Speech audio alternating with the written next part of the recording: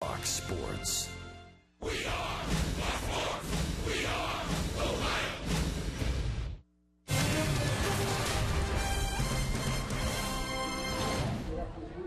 Live from a breezy and chilly PNC Park in Pittsburgh, Fox Sports Ohio brings you Cincinnati Reds baseball. Tonight it's the Reds against the Pittsburgh Pirates in Game 2 of this 3-game series. The Reds and the Buccos.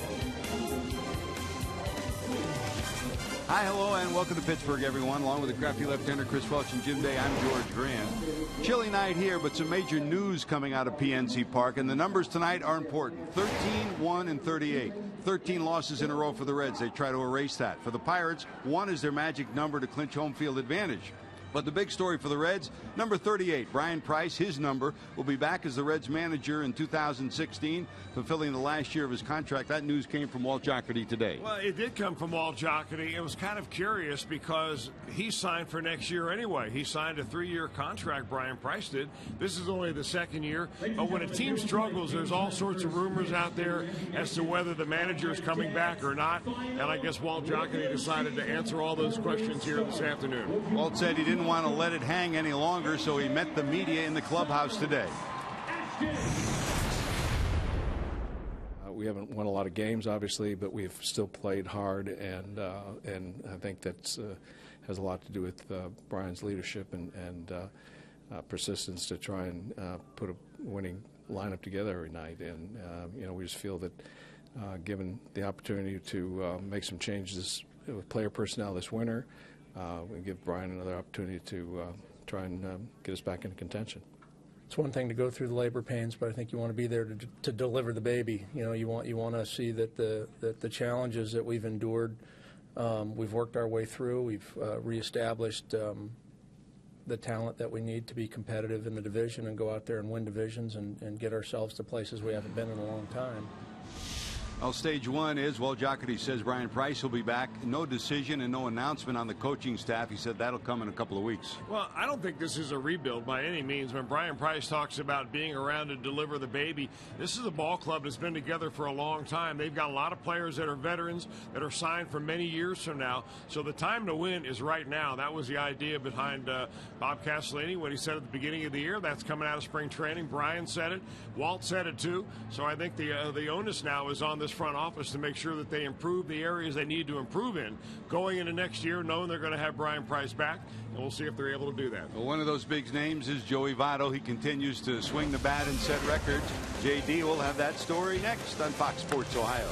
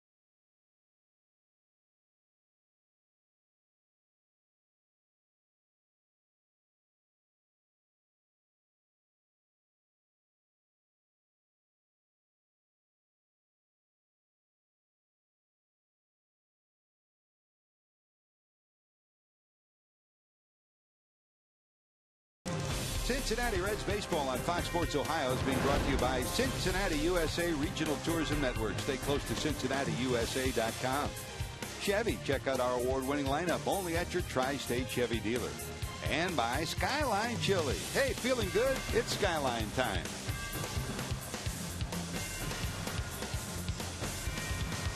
Now there's the Roberto Clemente Bridge from downtown Pittsburgh out here to PNC Park. Place where they hope to celebrate tonight. The Pittsburgh Pirates' magic number is 1 to clinch home field advantage for the one-game playoff against the Chicago Cubs next week. And for the Reds, they hope to end the 13-game losing streak. And while all that's going on, the Reds have struggled, but this guy continues to do some numbers. Our IGS bringing the energy numbers for Joey Votto. What did he do yesterday? Well, he reached 48 straight games, reaching base safely by a hit or a walk or hit batsman. That ties Pete Rose in that 1978 year when Pete, of course, hit in 44 straight. 317 times reaching base. That broke his own record set back in 2013 of 316. And 106 times reaching base twice in a game. He broke his own record of 105 in 2013. So add the numbers up no matter which way you slice it. Joey has done his part offensively on this club. And as Walt Jocketty talked about, he said part of it is numbers, part of it is bringing this club together and starting 2016 on the right foot. So Joey Votto is all part of the story off the field, and record-wise, he's also part of the Myers-Reds starting lineup. For the Reds, the Myers starting lineup that Brian Price puts together today will have Jason Bourgeois in the leadoff spot. Bourgeois leads it off. He'll be playing center field. Eugenio Suarez, who had 3 runs batted in and a homer last night, now sitting on 13 homers of the year. He hits number 2. Joey Votto in the 3-hole. Brandon Phillips, who left the game a little gimpy last night, but is in the lineup tonight again. Todd Frazier will hit in the 5th spot. Jay Bruce behind him. Bruce sitting on 26 homers and 87 knocked in. Adam Duvall will be back in left. Tucker Barnhart behind the plate. And Brandon Finnegan will get the start. That is your Myers starting lineup. And speaking of a start, Chris, this guy will make his 430th major league start. The 38-year-old right-hander, A.J. Burnett. Well, he made a decision to come here to Pittsburgh after spending a couple of years in Philadelphia where he did not have a good year. In fact, he was an 18-game loser last year, and he walked away from an option that the Phillies would have paid him this year $12 million plus, and decided to take less money, about $4 million less, to sign here with the Pittsburgh Pirates with the sole intentions of winning a World Series. Well, he's got a chance to do that. In fact, he's got a chance tonight to pitch them into at least a home game wild card situation. With a Pirates win tonight, they'll guarantee that when they play the Cubs next week, it'll be right here at PNC Park. Here the final regular season start for this guy. All told, 429 career starts, 164 wins, and an ERA right now that is under 4. That's pretty good for a career. 24 complete games, and the numbers that he'll be looking for tonight: number 1, he needs 4 strikeouts to pass Christy Mathewson for 31st place on the all-time list. Remember, the last time he faced the Reds, he was about ready to pass Don Drysdale. He never reached it on that day as the Reds chased him early. And he had those elbow problems. In fact, right after his start against the Reds the first week of August, he went on the disabled list. But Chris, he said he feels good. He's ready to help this club in the postseason. Well, you know what makes this earned run average that he has career-wise at 399 so impressive is that he pitched during the height of the steroid era, where guys were bulking up and hitting home runs, and offense in baseball was more than the defense. And it's a little bit different now. It's a lot easier to get your earned run average down under control. But A.J. Burnett will feature a fastball in the low to mid-90s. He still's got plenty on the fastball. He's got a nice slider. He's got a big slider, slurvy breaking ball, and is a go-getter. He's a guy that never backs down, and he knows the kind of responsibility that rests on his shoulders tonight. And a little emotion for him tonight, too, after you start 430 games and pitch in a few more than that for a career. A lot of emotion for this 38-year-old. Here's Jason Bourgeois, who'll lead it off. That's a barked out strike 1 from Mike Everett, the home plate umpire. Tim Welke, Bill Welke's brother, is at first. He's the crew chief. Todd Titchener is the second base umpire, and Tim Timmons is down at third. Right field in the air. Polanco tracking it. Edge of the warning track. He'll haul it in. Emotional on this day for Burnett for a lot of reasons. First, the start, but how about this? 2 guys wearing 34. Those are his 2 kids, Chris. Pretty special day. Not bad at all.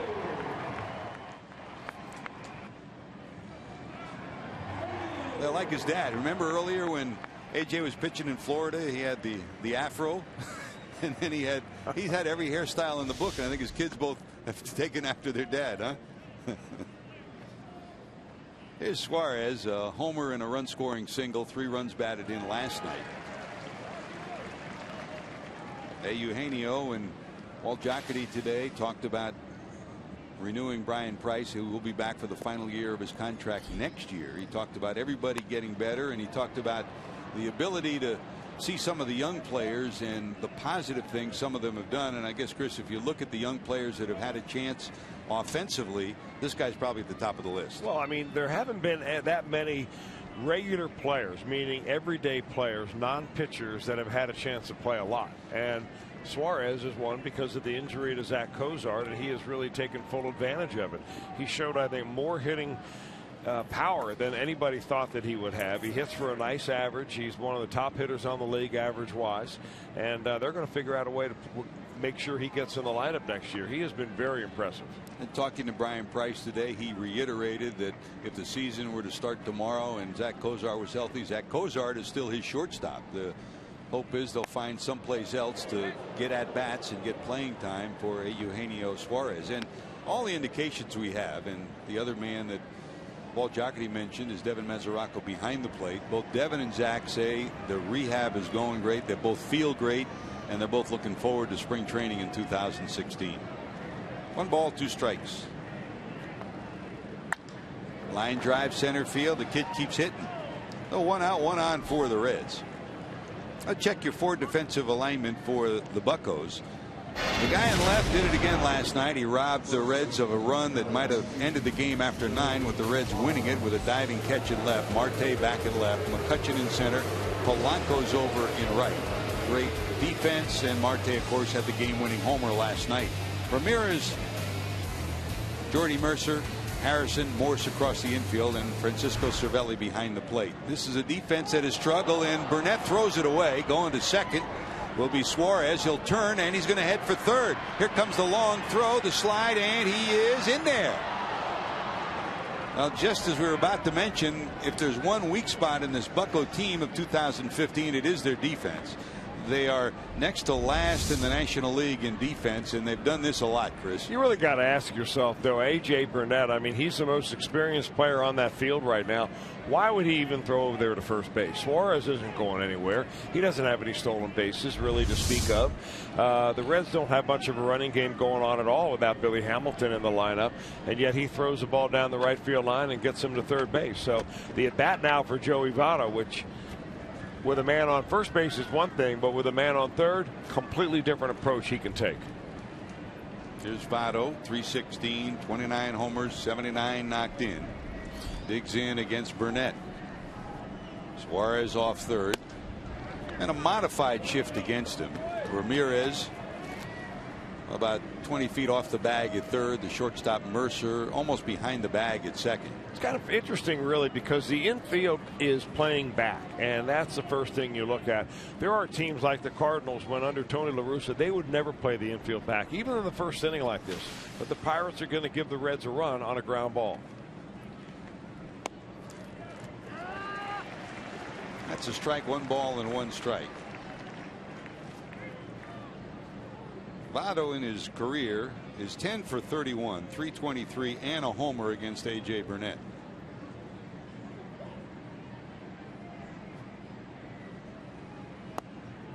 That clips the inside corner for a strike. It's 1-2. Yeah, that's where the Pirates like to pitch Votto, and not that it really makes that big a difference. He's going to get his hits no matter where you pitch him.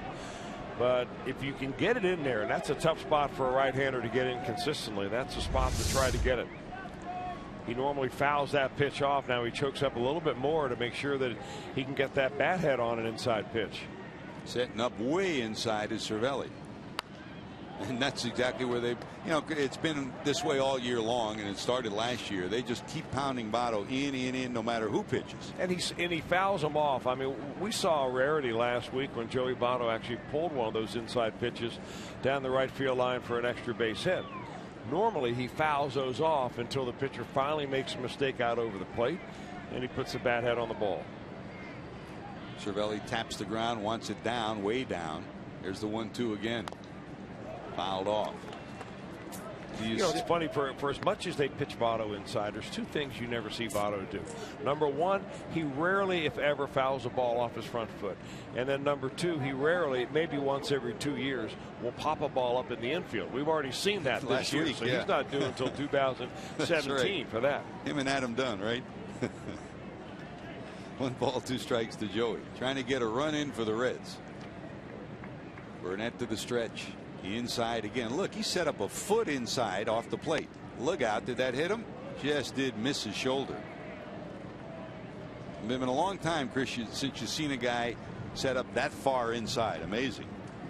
They don't want to make a mistake out over the plate. Well, it really always wonders to me why the catcher has to set up that far inside. The pitcher can throw it there without the catcher moving his entire body there.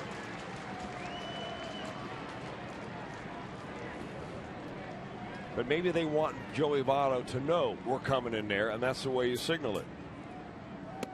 Inside again, and at some point in the at-bat, do you go down and away? No. I'm surprised he has not gone down and in with a breaking ball to see if Votto will swing over the top of it. Count goes full, 3-2. Francisco Cervelli came over from the Yankees in the offseason, and he's been outstanding behind the plate and solid offensively. Fastball in, that's what they want. And they set up way inside again. Dribble to the right side. That'll get the run in. Votto will be retired, but all it took was a productive out. Votto battled and got that, and the Reds take a 1-0 lead. His 80th run batted in of the year. Yeah, that's where I still go back. I'm really stunned that as important as this game is to the Pittsburgh Pirates, why they would essentially give the Reds a run here in the first inning. Reds are saying, happy, we'll take it. Look at all the high fives going on in that dugout. But I mean, this is not certainly the way you would play a playoff game. And this game is not quite as important as a playoff game, obviously, but it's still up there on the list when you want to make sure that you play that wild card game in Pittsburgh. There's Brandon Phillips at 293. I mean, it would take a monumental 2 games for him to reach 300. Possible, but not probable. His second year in the league, he went into the final day of the season at 294 and had 4 hits, almost got to 300. Finished just shy of 300. He'd like nothing better than to do that. 1 ball and 1 strike. You say not a playoff game, but Chris, when you look at the difference between playing here for the 3rd straight year among their fans in a sold-out raucous crowd, or going to Wrigley where it would be exactly the opposite. Yeah. It is a playoff game and an opportunity for them. I mean, well, it's going to be raucous no matter where. Yeah. The question is, what colors will the raucous fans be wearing? Blue or black? Yeah. I mean, there's really something. I think baseball got it right on the head when they designed the playoffs to have a 1-game play-in, because the game in which you play, we said this last night, where the loser goes home, boy, that's about as compelling a game as you can find. If you win, it's great. You march on. If you lose, it's the worst day of the year. 1 ball, 2 strikes. I remember so well in '99 when the Reds lost to the Mets in that 1-game playoff. The scene of Barry Larkin going from locker to locker, embracing players. Sean Casey was crying by his locker because the Reds lost that game to Al Leiter and the Mets, and they all thought they'd be back. Well, I think they felt that there was a general letdown for the fans, which sold out that stadium in about an hour and a half. And when you lose a game like that, you feel like you let your fan base down. Looping fly ball, that'll drop in front of Polanco. So Phillips 1 for 1, a base hit to right, and here comes Frazier. I tell you, Brandon Phillips has completely remade his approach at the plate this year, and so much for the better. And he's a guy that battles through a lot of injuries. He gets nicked and bruises all the time. And the fact that he takes that pitch and takes it the other way as well as he does now. Boy, just think how many extra hits he would have had throughout his career had he adopted that style 10 years ago. Here's Frazier, 5 for 20 and 2 homers against Burnett in his career. Todd's average now dipped down to 253, but 35 homers and 88 knocked in. There goes Brandon with a stolen base. So much for the gimpiness of what he's been through between fouling balls off his leg and pulling muscles. He gets a big lead and gets a bag.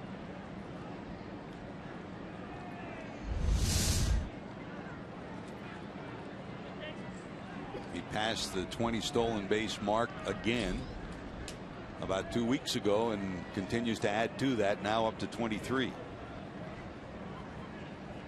In scoring position, Frazier towards the alley. Long run for Polanco. He won't get there. That's going to get another run in. Phillips may have had a chance to score from first. He scores easily from second, and the Reds take a 2-0 lead. 89 runs batted in for Frazier now.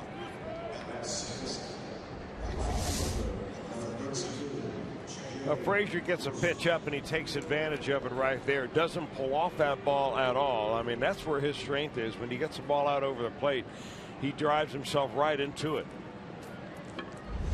And the stolen base guarantees the run, and the Reds have been able to do some business here in the first against Burnett.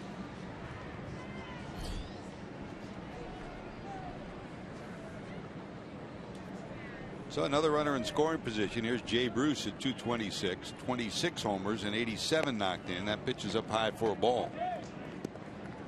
For Bruce, he is one who has struggled against Burnett.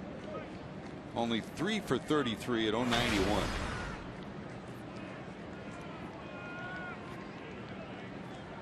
Well, that really just doesn't compute, doesn't it? Does it? You know, when you look at the matchup physically, with what A.J. Burnett brings to the plate and what Jay Bruce should be able to hit as a left-handed hitter, you know, maybe it's just one of those situations where the hitter just doesn't see the ball out of the pitcher's hand. There are guys like that. There are the numbers for Jay against this veteran right-hander. Burnett, first base side of the rubber, digs in from his stretch. And down there he's nasty. He elevates, and that's when you can reach him. And the 2 hits the Reds have delivered in this inning were elevated fastballs. Well, a fastball count, it gives you a changeup.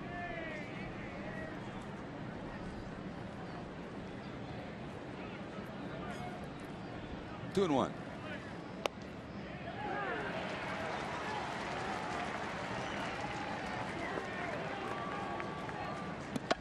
Well, he's got enough comeback action on that fastball that he moves the hitter out of the way, the left-handed hitter out, and it comes right in there on the corner. 2-2. Frazier, big lead off second. That's in the dirt. Did he go? Does the third base umpire Tim Timmons. Well, he got smart tonight. Tim Timmons did. He's wearing gloves down there. We're not. He is. We should have learned our lesson last night. Tim Welke at first does not have him. The second base umpire, Todd Tischner. He must got the other pair that was in the clubhouse.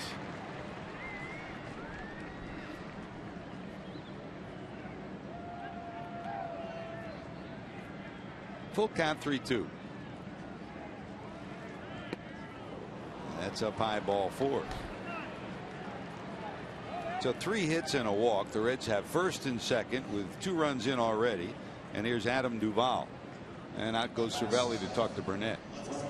Now, Chris, every pitcher is different. And when Burnett's gotten into trouble this year, the Ray Searage, the pitching coach, has said he's been leaving balls out over the plate. And I mean, you said it, you know, why do you have to set up inside? You sit, you know, pitch to a knee, pitch to a shoulder or whatever. But sometimes it's the mental approach of getting way inside to make your pitcher think you got to come in. Don't take a chance of leaving it out. Well, you're right. I mean, a lot of times it's where you miss is important, not where you hit your spot. But I think when they moved that far into Votto, they wanted to let him know that they were coming inside, and they didn't really care whether he knew it or not. I think that was more of a mental thing. Duvall has been good when he's able to get the bat on the ball. 4 homers, 8 knocked in. He wasn't with the club when Burnett pitched against the Reds back in August. So his first opportunity to face Burnett. Well, one of the areas where Burnett has been so good over the years, I mean, you don't carve yourself out a career as long as A.J. Burnett unless you know where you can throw the baseball. And he's always been able to throw it in the safety zone, which is down and away to right-handers, control that first base side of home plate with his fastball. And we've said it many, many times on these airwaves, George, that, you know, for young pitchers that are out there, if you don't practice any other pitch, practice throwing it low and away, because even if they hit it, chances are they're not hitting it out of the ballpark, or they're not hitting it into the gap. And oftentimes that's where Burnett goes, and that's where they're going to go almost on every pitch here to Duvall. They know he's got power on the inner third. 2 on, 2 outs in the dirt. Good block by Cervelli that prevents runners at second and third.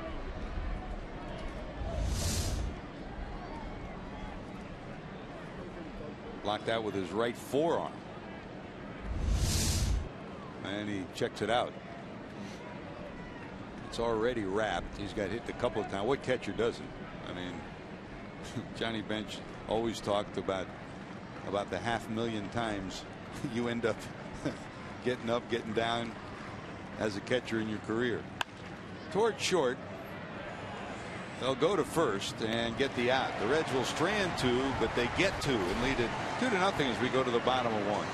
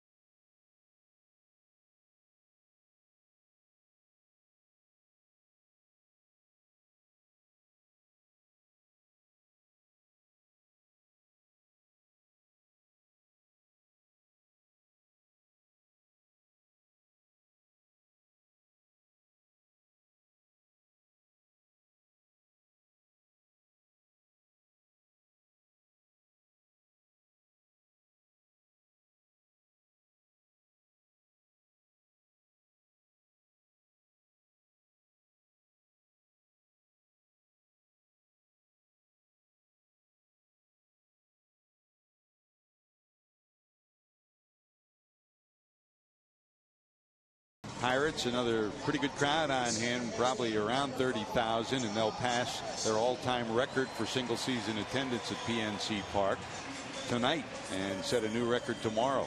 Let's check the starting lineup for Clint Hurdle, the manager of the Buccos. Cincinnati, Princeton High School, and UC veteran Josh Harrison will lead it off. Now 28 years of age, gets to be back in the spark plug spot of leadoff for the Buccos tonight. Polanco and McCutchen will be 2 and 3. Aramis Ramirez, Marte, who homered last night to win the game in extra innings, a 2-run shot. Michael Morse gets the start at first. Francisco Cervelli behind the plate. Jordy Mercer, outstanding defense again last night. 2 brilliant plays at short, and A.J. Burnett, the pitcher, bats in the 9th spot. And for the Reds, here's Brandon Finnegan, Chris. Well, 1-2 record overall for the Reds. He was 3-0 in his decisions with the Kansas City Royals. All of his appearances with the Royals, Finnegan made out of the bullpen. And he wants to be a starter. The Reds are giving him that chance, and he's got a 2-run lead here in the first inning. Finnegan's got a fastball, slider, and a changeup. None of them overpowering, although his slider is his best pitch when he comes out of the bullpen to face a left-handed hitter. Fastball anywhere from 89 to 92, maybe 93. But he's got a bulldog makeup, and that's the one reason why when he was drafted in the first round last year, that he went right to the major leagues at the end of the year and actually pitched in the World Series. You like him for a lot of reasons. First, he's a left-hander, and secondly, he shares a birthday with you and Pete Rose. And Greg Maddux, and the day the Titanic went down. So take your pick. The first three we'll take. TCU product, was an All-American at TCU, just as Josh Harrison was a star player at the University of Cincinnati.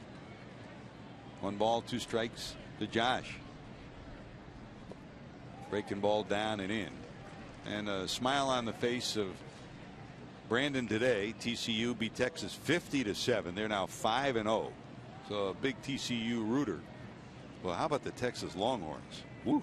Where'd they go? Man. 2 balls, 2 strikes.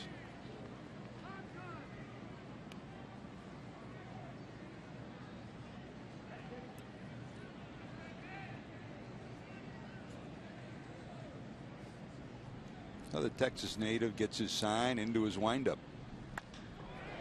In the air. Will anybody get there? This is one hop off the top of the wall. Harrison round second. He's going to try for third, and he will get there. A triple for Josh Harrison to lead it off in the bottom of 1.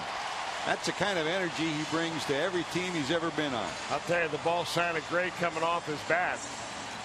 And you can see it from where we're sitting, George, way up at the top of the stadium, that nobody was going to get it. It was carrying a long way.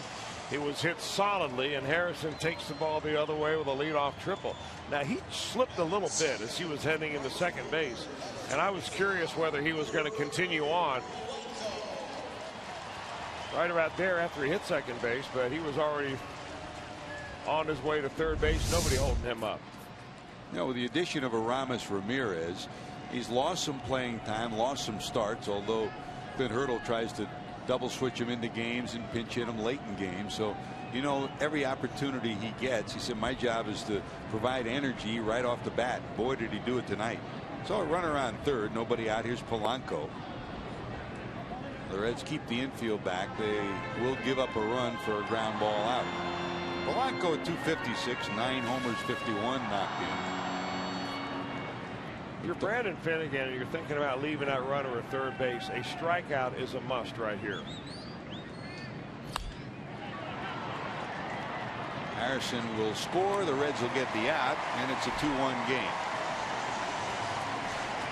Now, ground balls can be just as important as base hits sometimes. The Reds got a ground ball from Joey Votto for a run, and Polanco's ground ball gives the Pirates a run as Harrison scampers home.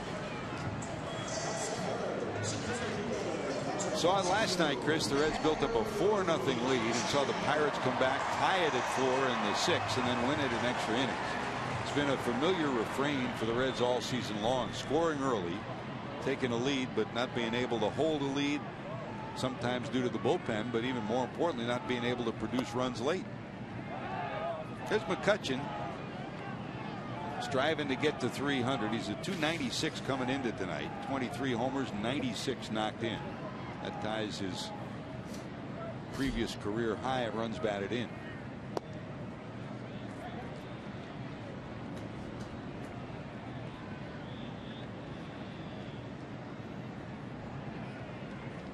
Well, the most losses in baseball, not just the National League, after having a lead. Oakland's first, the Reds second. And that's got to be a haunting number for the Minnesota Twins. Last they night have 40 blown losses, or games in which they were leading, then they blow the lead because they were just eliminated today from the playoffs. So, I mean, you can look back probably on every one of those games if you're a Twins fan and say if they could have just done a couple of those games differently. 2 balls, 1 strike. Swing and a miss, 2-2 to McCutchen. Last night they had a lead, lost it, and you could see the look on Paul Molitor's face when the game ended, and on Torrey Hunter too, who came back and helped to change the culture of that clubhouse this year. They knew that was the one that got away, and there were 39 others this year. I tell you though, there's a call, strike 3. Whoa, up high. McCutchen doesn't like the call, but that's strikeout number 1 for Finnegan. I'll tell you, he's got a lot of life on that fastball, and when I say he can throw it up to 93 or 94 miles an hour, he's got a little action on it too. I He's got kind of a short arm swing. He's not a real tall guy. So sometimes when you have a body like that, the ball really explodes out of his hand. That's what it looks like. A guy that we talk about, Josh Harrison, driving on energy. Same thing for Finnegan. And there's a fine line between being energetic and too amped up when you're starting, huh? You're exactly right. Some guys are better out of the bullpen because they can't control that pregame emotion. I don't know if that applies to Finnegan or not. I know what he wants to do, which is be a starter, and the Reds are giving him a chance. Sure would be nice to have a starter or two in the Reds rotation that's left-handed. It would give them a balance in the rotation that they have not had for a long time. They've got certainly the opportunity for it with the 3 lefties they got from Kansas City. John Lamb, one of them in the middle there.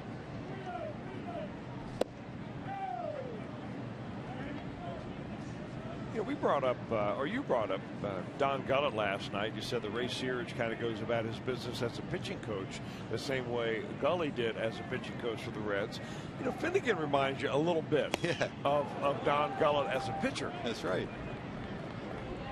Gully, 19 years old, signed by the Reds, and Gene Bennett. I mean, if you just look at his delivery, he's a little bit across his body. Gullett was a lot more across his body. Gullett may have thrown a little bit harder. I mean, he really could get it up there. Same body type and full effort.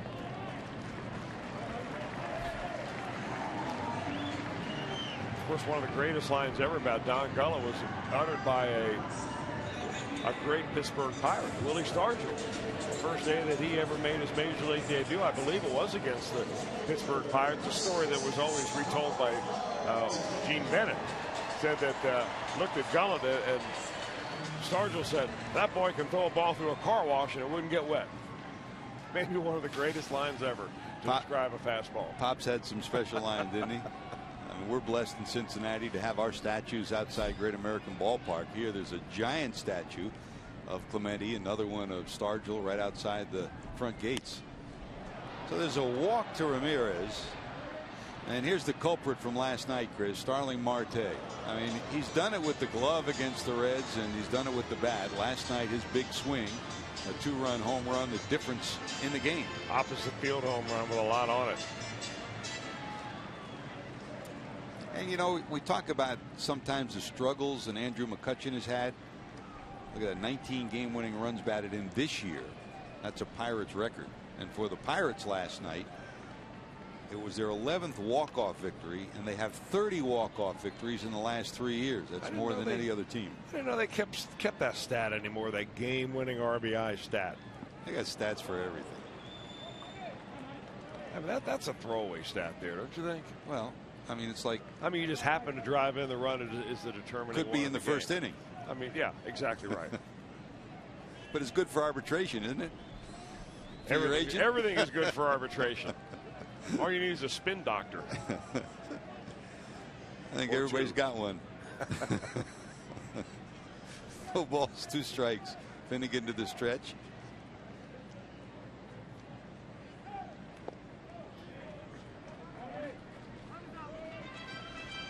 Now you talk about a young player coming up and having the benefit of veterans to mentor you.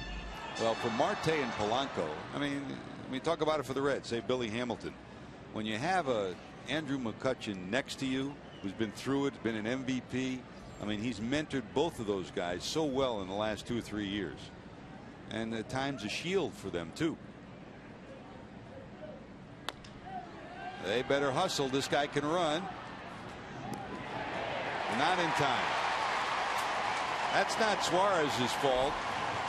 It hit off the plate, and Eugenio Suarez did everything he could do, but Marte beats it out for a base hit. He had a bunt hit last night and a home run. And here's an infield hit again for Marte. Well, that's, I think, a learning incident for Eugenio Suarez. I mean, he played that seemingly, he didn't play it nonchalantly by any means, but I think if he realized that Marte was as quick as he actually is down the line, he could have sped that up by a fraction of a second, his release, and maybe been able to get Marte. So that's something that'll go into his back of his mind and remember it in the future. Play him a step shallower and hurry it up when you get rid of the ball. Here's Michael Morse. 237, 5 homers, 19 knocked in for the big swinging first baseman. Big swinging is right. I mean, anytime you get a guy as tall as Michael Morse and the swing that he has, it's not a tight swing, not like a Joey Votto swing where he likes the ball in the inner part of the plate. He stays away from the plate. He wants to get his arms extended, and he's hunting the fastball out over the dish somewhere. So Finnegan trying to battle out of a jam here in the first. Fly ball down the right field line. It'll be foul and out of play. Well, Michael Morse has given the Pirates something they've been looking for a while. That's a big bat that they can use as a pinch hitter late. And last night we saw them pinch hit for the second baseman, Walker, the switch hitter, who struggles from the right side. And you'll see that in the postseason, depending how long they go, he'll be used on a regular basis. 8 for 21 as a pinch hitter this year and a big power source. 1 ball, 1 strike. Good spot. I was just about to remark that we've not seen Finnegan throw his changeup yet, and Morse is the perfect guy to throw a changeup to because he gets his swing started early. And that's what he did there, pulled the string, threw a nice changeup, nice location. No reason why you wouldn't back it up with another one right here. Make sure it has the plate, but throw it down around the ankles. 1-2, 2 on, and 2 out.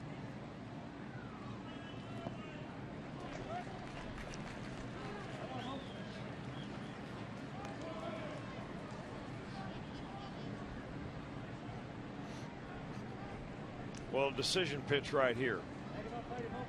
2 balls, 2 strikes, 2 outs. You don't want to go 3-2. Those are one of the 3 most important things that baseball players can do, pitchers can do. One of the 3 is get a decision on a 2-2 count. And he did. Got him on the outside corner, and they strand 2. Reds lead it 2-1 after 1. Going to the second. Barnhart up first.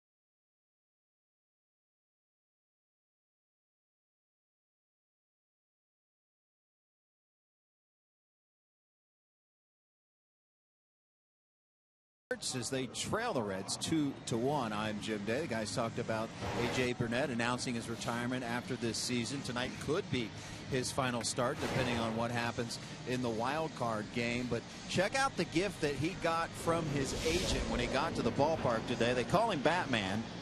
And I would say that is, well, it's not a Batmobile, but a bat cycle. And Batman theme. I mean, that bad boy's got to run at least $100,000. I'm just guessing. But that was a gift from his agent on display outside of the clubhouse. So he and his kids who threw out that first pitch will have that to look forward to in his retirement. Chris, that looks like the one you used to have down in Sarasota when you came to the ballpark all the time. No. Mine was a self-pedal dude. Got at the flea market. It was black. That was black. That was where the. It was black. Yeah, that's where it looked like the same. Hey, JD, give us a weather report compared tonight to last night. Still chilly down there, huh? It's very chilly down here, but so far, not quite as cold as it was last night. It's early. Last night was a brutal night with the rain combined. For those of you that weren't with us earlier, Jim had a chance to talk to Walt Jocketty, the Reds general manager, during Reds Live pregame. We'll be playing some snippets of that interview as the game progresses tonight. And if you joined us late, the Reds general manager indicating that Brian Price will be back for the final year of his contract next year. No extension announced, but he will be back for the final year. And no decision yet on the coaching staff. That will be made within the next couple of weeks. As usual, good job, JD, on the interview with Walt Jocketty. There's a bloop in the left, a base hit. Good bit of hitting by Barnhart. I mean, it looked like a left-handed hitting Brandon Phillips on that, just kind of hanging in there and taking what he is given. Well, that's a nasty pitch by Burnett, too. A little changeup that just is going straight down when Barnhart is able to get it into left field. So Barnhart on first, and here's Finnegan looking to sacrifice. Ramirez coming in. Strike one. And we've talked often, Chris, about the Reds' inability to get key bunts down this year. That certainly will be a point of emphasis coming into 2016. I don't know how they can work on it any more than they did in spring training, George. I mean, they had a bunting station set up. Every pitcher every day bunted. I mean, and they bunted and they bunted and they bunted. Now Finnegan's a different deal because he came over from the American League and he just had fresh out of college, and I doubt that he got to pay to bunt or bat very much at all when he went to college. No balls, 2 strikes. Barnhart off first. Still showing bunt. And for the second straight night, the Reds trying to bunt on a 3rd strike pitch and strike out. Hey, keep up with the pennant races in true HD quality and MLB.TV Premium, the #1 live streaming sports service. College students enjoy a back-to-school offer with a 35% discount. Authentication required. Blackouts and other restrictions apply. Visit MLB.com today. Jesse, you still got that college ID that they made for you? You graduated yet? You did. Heck, at UC, you've been there for so long, they probably should give you an honorary degree. Jesse Jackson making the bus ride to Pittsburgh, joining us this weekend. Great to have our normal crew with us. Josh Hall is our producer. Brian Hunterman, our director here in Pittsburgh. Matt Sigafus dialing up some highlights for you. Lauren White giving us some of the graphics that we supply for you each and every night. And as we wind down this season, Chris, and we'll talk about it tomorrow, but we're blessed to have this crew with us day in and day out at the ballpark, from, you mentioned spring training in Arizona, all the way through till this final weekend of the season. 1 ball, 1 strike. There goes the runner, fouled off. Well, they're going to run just about every chance they get on A.J. Burnett, and teams have been doing that almost his entire career. He's given up 33 stolen bases now. That's the same number that he gave up last year. He has given up as many as 38. That was a couple of years ago when he pitched here in Pittsburgh. But I think that he really has the Greg Maddux approach to stolen bases, meaning I'm not going to worry about the runner so much that I lose the emphasis of what I need to throw to the pitcher or to the hitter.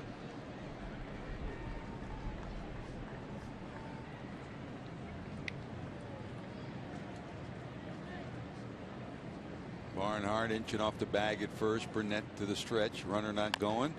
Down to third. It's a fair ball. They go to second. We'll get one, and that's all.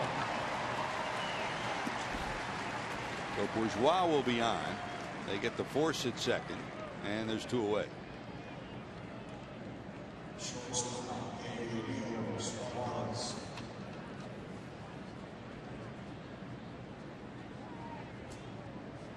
Well, with Suarez at the plate, we'll see if Bourgeois will be off and running early in the count.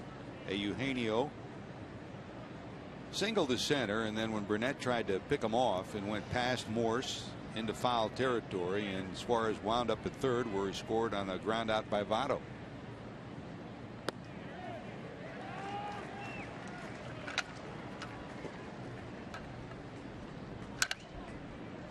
We talk often about the strength of Todd Frazier's hands and wrists and how sometimes he can be off balance and sometimes swing with only one hand on the bat and still hit the ball solid.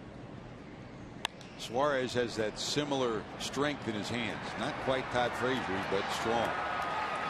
Under it is McCutchen. He'll haul it in. The Reds get a runner. Nothing to show for it. They've stranded 3. Still lead it 2-1.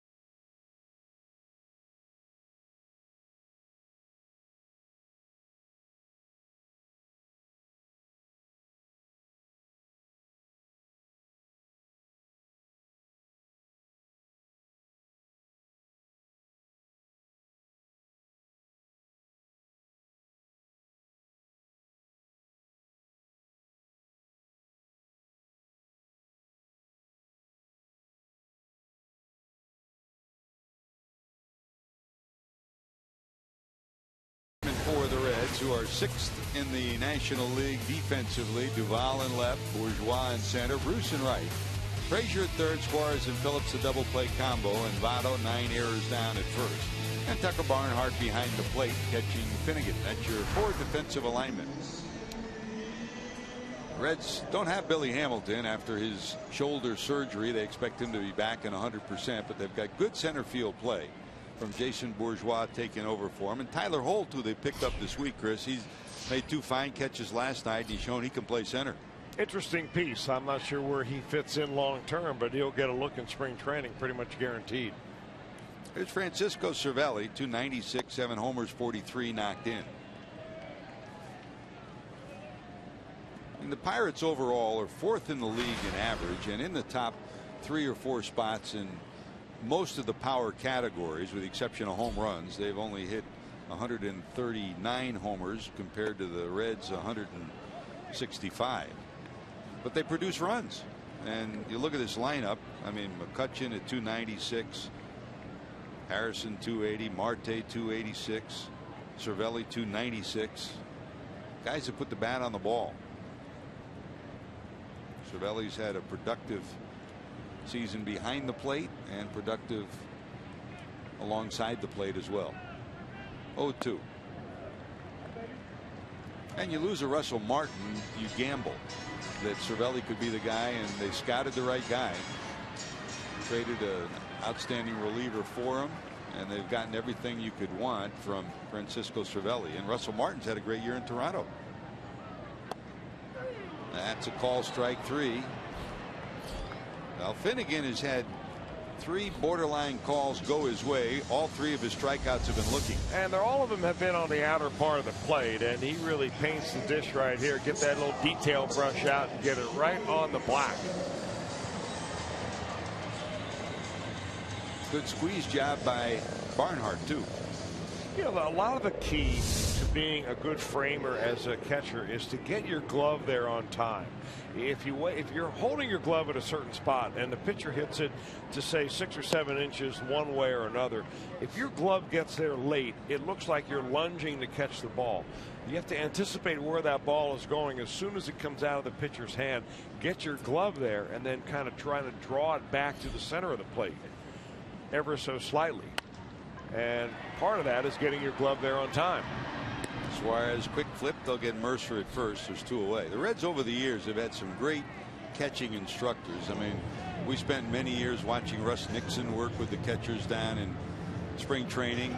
Of course, we had Rick Sweet down at AAA, who started Tucker Barnhart on the road to success as a catcher. And now Mike Stefanski's about as good as it gets. And to watch them, you mentioned bunting practice in spring training, to watch them teach framing, to teach soft hands, to teach the ability to take the ball and bring it into the strike zone. That's an art, isn't it? Well, you don't get that in high school or college, and you don't get it really enough in the minor leagues. And I think Mike Stefanski breaks it down about as well as any catching coach I've ever run into.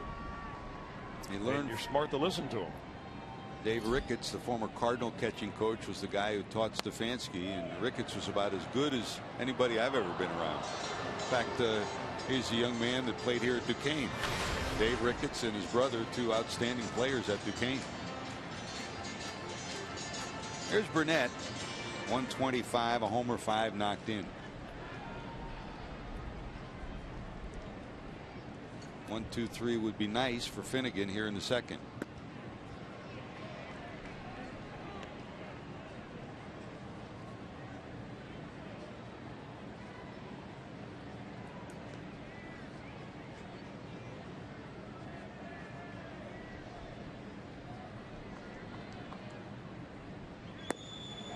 Did he go? Yes, he did.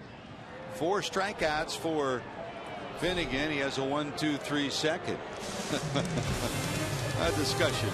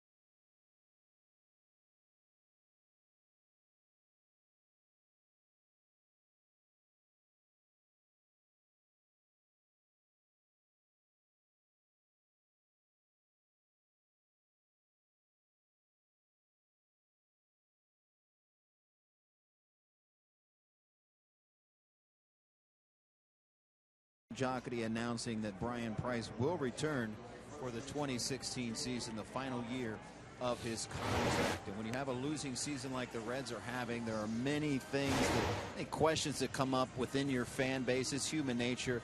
One of the questions out there is a tough one. It's whether or not this team plays hard for Brian Price. I put that very question to Todd Frazier. That's false. You know, we play 100% every day just because, you know, we're losing. And everybody likes to speculate or make something up. And, you know, like you said, like rumors and stuff like that, you hear rumors every day. And, no, we play hard every time, you know, whether I'm 0 for 4, 0 for 5, you know, or 4 for 5.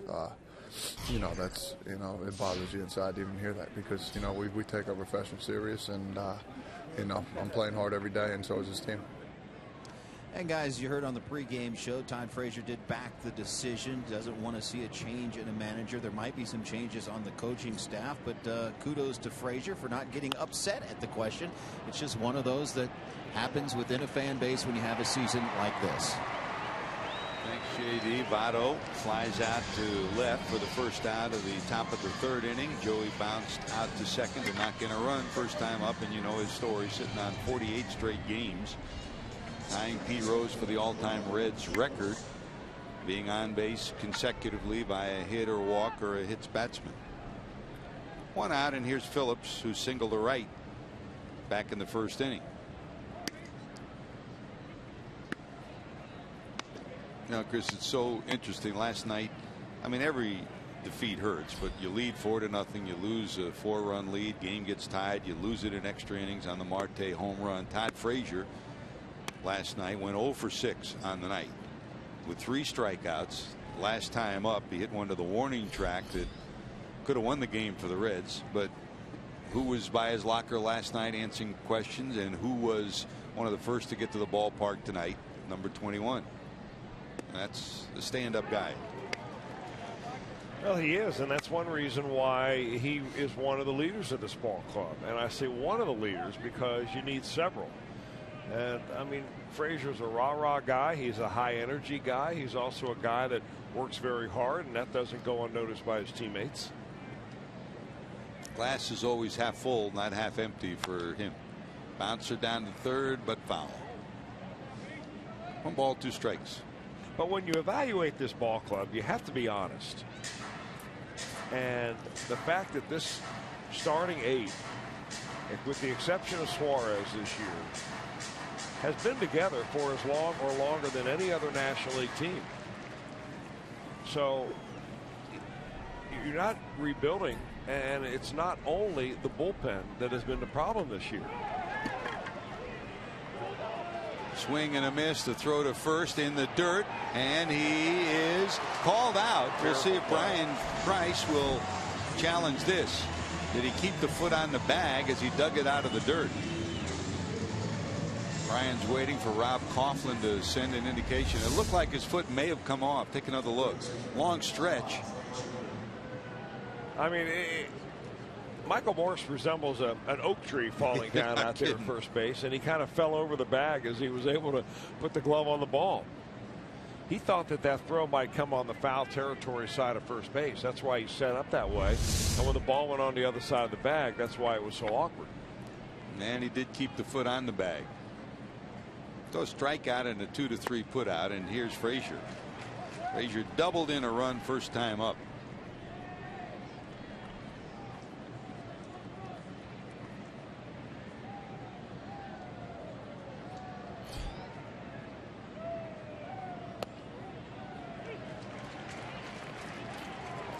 And you hope when the players on this team go home, those that will be back for 2016, they'll be honest when they look themselves in the mirror.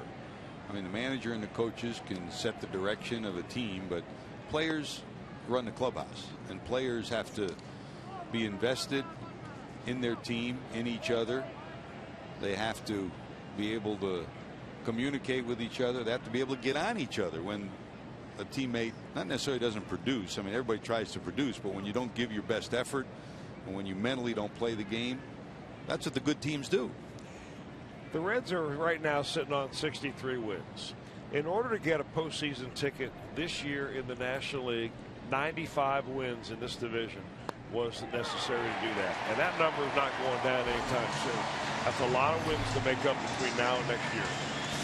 Josh Harrison to the plate when we return.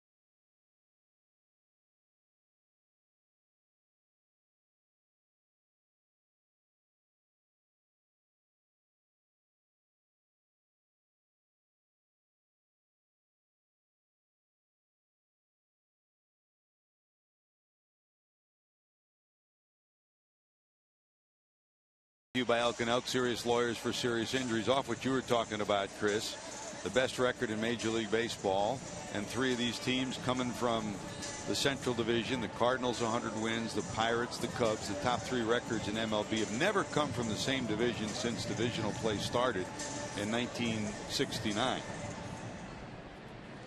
And we're heading to that right now, huh? And there'll only be one standing after the first round. So you win 97 or 98 if you're the Pirates, or 95 or 96 if you're the Cubs, and you go home after one. Probably and that could happen. Yep. Of course, the Pirates and the Cubs play each other, so only one survives there. Then the winner will play the Cardinals, right? So Correct. Pretty soon the Central Division gets whittled down. The 3 best teams in the National League get whittled down to 1. And some will say that's unfair, but that's the way it's set up.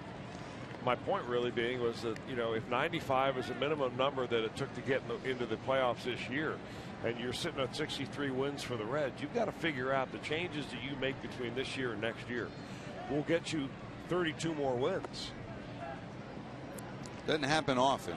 I mean, Clint Hurdle will tell you. But it can happen. Yes, but Clint Hurdle will tell you that came in 2 increments to finally get to 90 wins. Yeah, but they weren't at over. the point where the Reds are as far as having established everyday solid major league players. And you look around the Reds lineup and they have that. The question is, were they all pulling in the right direction this year? And hopefully they'll be able to do it. Boy, that's some handy glove work if he can get them. Off the glove, won't have time to get him. So Harrison is 2 for 2. Ironically, if he doesn't touch it, Suarez probably would have had it, but Harrison will be on. Hey, Finnegan is a good athlete. I mean, he's got quick reactions. We've seen him do this, and it's as simple as getting your glove down and in the way. Unfortunately, it bangs away from him too far. And Harrison hustles and he runs well.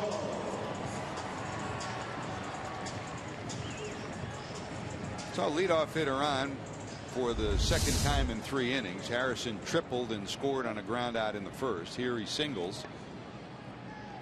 And that'll bring up Gregory Polanco, who's ground out the second, plated the run back in the first inning.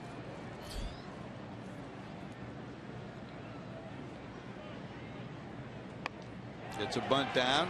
Finnegan takes it, fires, and they got him. Quick off the mound, just as you pointed out, Chris. I don't know if Frazier's there that play's made. I mean, what a bullet he throws to first base. Look what he puts on this ball when he sets his feet. Here.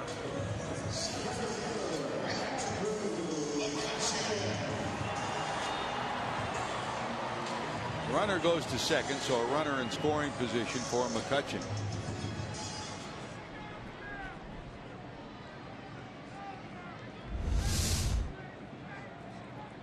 McCutchen struck out looking in the first of 4 strikeouts for Finnegan. And he's got to keep a close eye on Harrison at second. Harrison, good base runner, not blazing speed, but a good base runner, and if they don't keep him tight and he doesn't look him back, he will take third.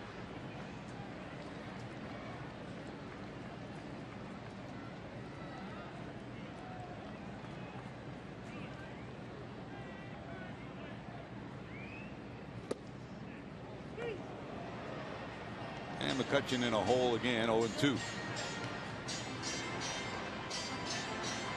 We talk about McCutchen mentoring Marte and Polanco. The other side of that too is McCutchen's the man in that clubhouse. So whether they win or lose, the media goes to him first. That takes the pressure off the 2 young guys on either side night after night. They don't have to sit there and answer the tough questions sometimes. Hit hard, down to second, bobbled. Hustling is Phillips, and they'll get the out, but the runner goes to third. Would not have gotten Harrison at third anyways. Harrison off at the crack of the bat, so 2 away, runner at third. And here comes Ramirez, who walked.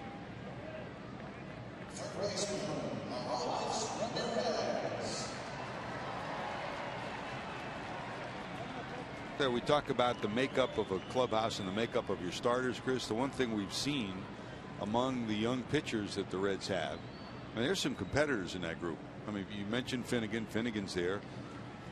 Michael Lorenzen was an everyday player, not just a pitcher in college. He's got that kind of an edge. Iglesias is the kind of a young man who listens, learns. I mean, go down the list. Some of these young pitchers look like they have a chance to get it. Question is which ones, and did you see enough of them this year to determine how you're going to go forward in spring training, or are you going to let the month of March have a big influence on your decision as to what this team looks like next year? I think the advantage that the Reds have had this year and I know it's been miserable. I think they're 19-40 since starting to run all these rookies out in the rotation night after night.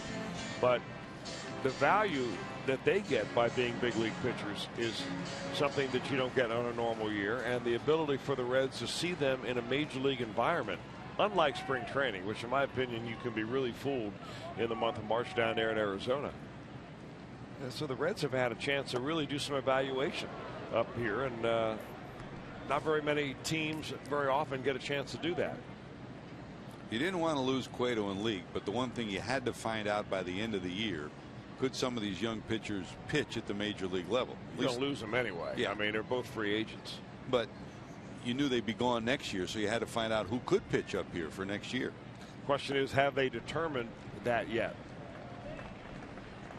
And the other part of it is you hope, I mean, Homer Bailey hopefully will be back. You know, the indications are good. A veteran will provide some leadership, and you expect them to add a veteran pitcher. Someone like a Bronson Arroyo who could mentor some of the young pitchers too and win some games as well. Not your number one starter. They're not going to go out and get a big time free agent, but certainly someone that could help fill out a rotation. 3-1.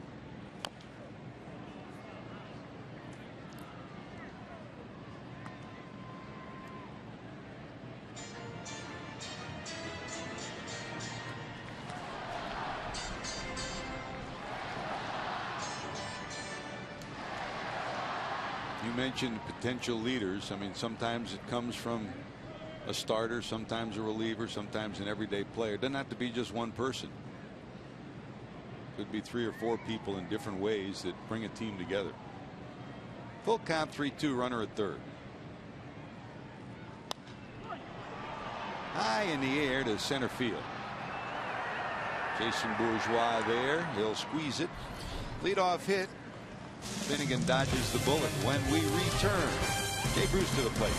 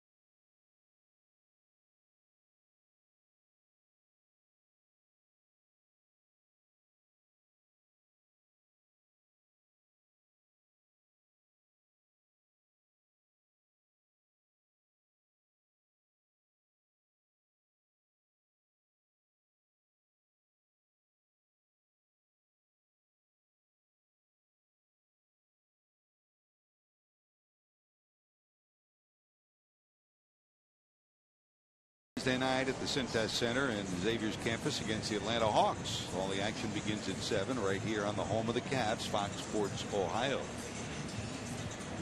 Talking to the march towards postseason baseball, the march towards the college national championships, the march for the NFL.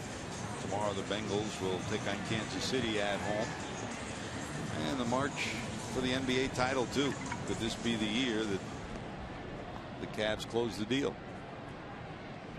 There's Jay, walk first time up.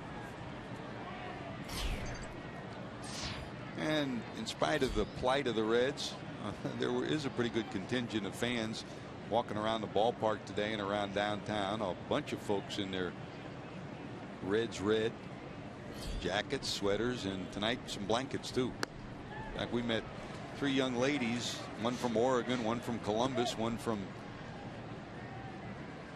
Cincinnati. All of them make a trek the month of September to get together and renew their friendship, and they did it here in Pittsburgh. They sat through every inning of last night's game. That's big. That's a fan. You need the hat tonight too. That looks like Jesse. Jesse's got one like that.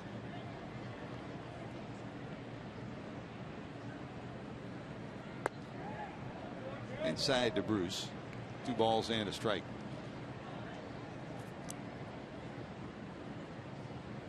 Jay said it at the beginning of the year. My goal, one of them, is to try to do away with some of the inconsistencies, the roller coaster ride. And he's experienced that again this year. When he's been hot, he's been red hot, and he's gone through 2-3 week stretches where he struggled to find his stroke. 2 balls, 2 strikes.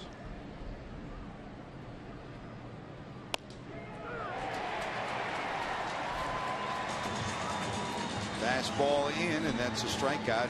3 straight strikeouts now for Burnett. You know, when the Mets originally drafted A.J. Burnett in 1995, he was an 8th round pick that year.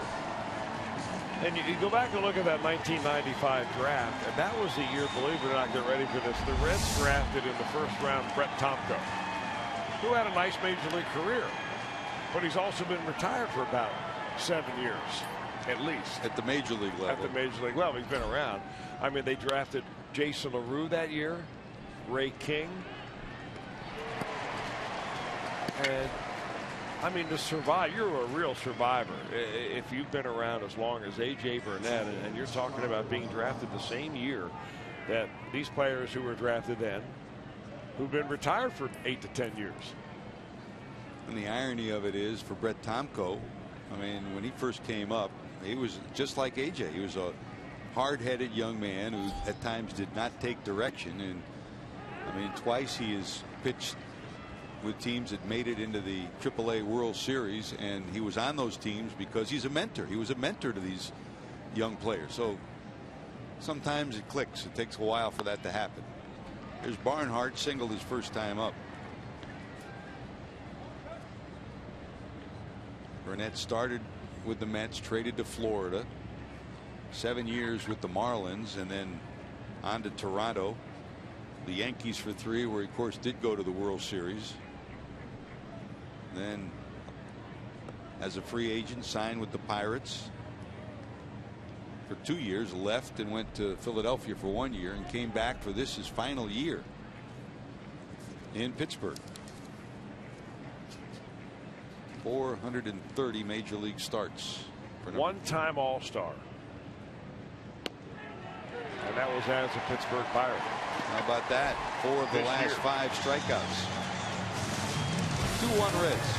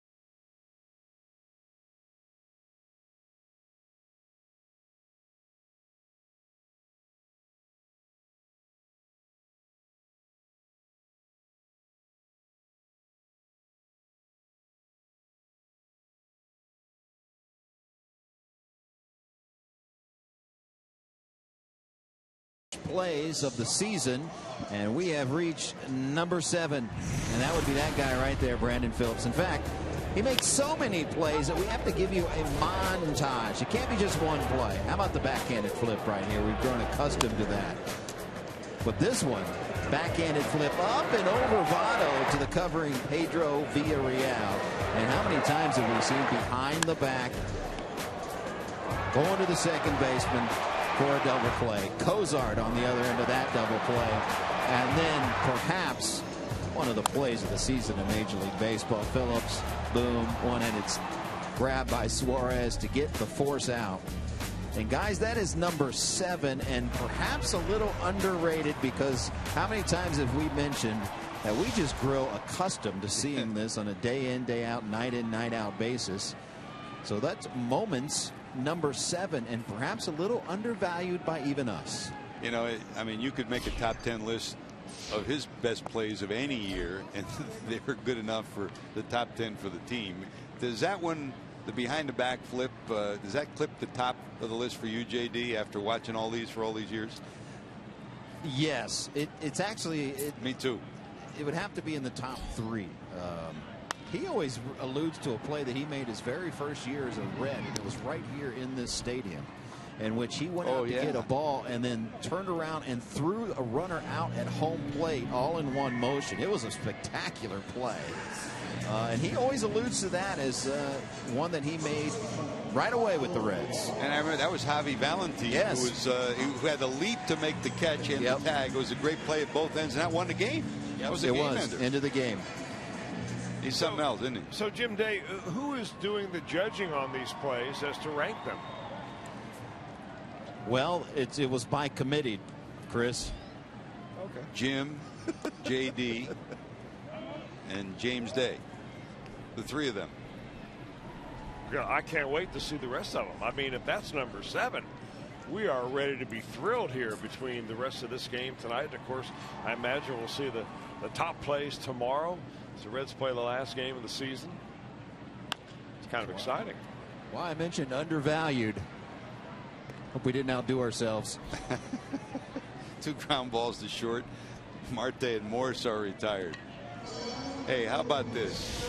Let's go back 2007. That's Nate McLeod, and here's the throw. Here's the tag. Watch the play. Both ends of it spectacular. Good job, Ziggy. Matt Sigafoose dialing that one back up from 2007. How about that? What a night that was, Chris.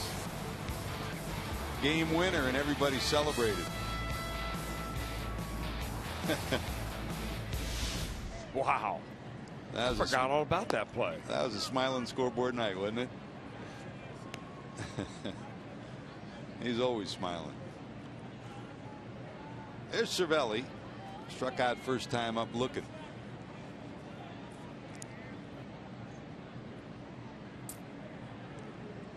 See, he's got one of those MLB.TV watches that Brandon's watching, so he saw the replay of that play from 2007. Just kidding.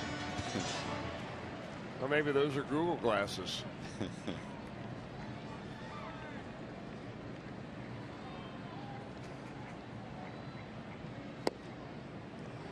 Well, you know, the way this game started, it seemed like it was going to be a high-scoring game. The Reds get 2 on the board of Burnett in the first. They sent a lot of batters to the plate, 6 of them to the plate in the bottom of the first inning, and ended up scoring a run. The Bucks or the Pirates do, but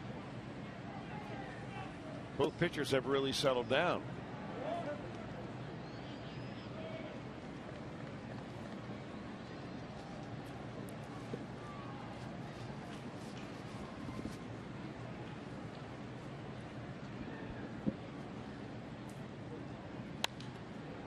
Just like your last golf shot of a day, Chris, your last appearance of the year, if your pitcher lingers with you for a long time. Talking to Kivas Sampson today, he said, you know, I felt proud of the way I pitched for 5 innings. I let it get away in the 6th, but I'm going to try to remember those first 5 all winter long, and that's a good thing to remember. You try to leave a good thought in your mind. You're right. 3-2.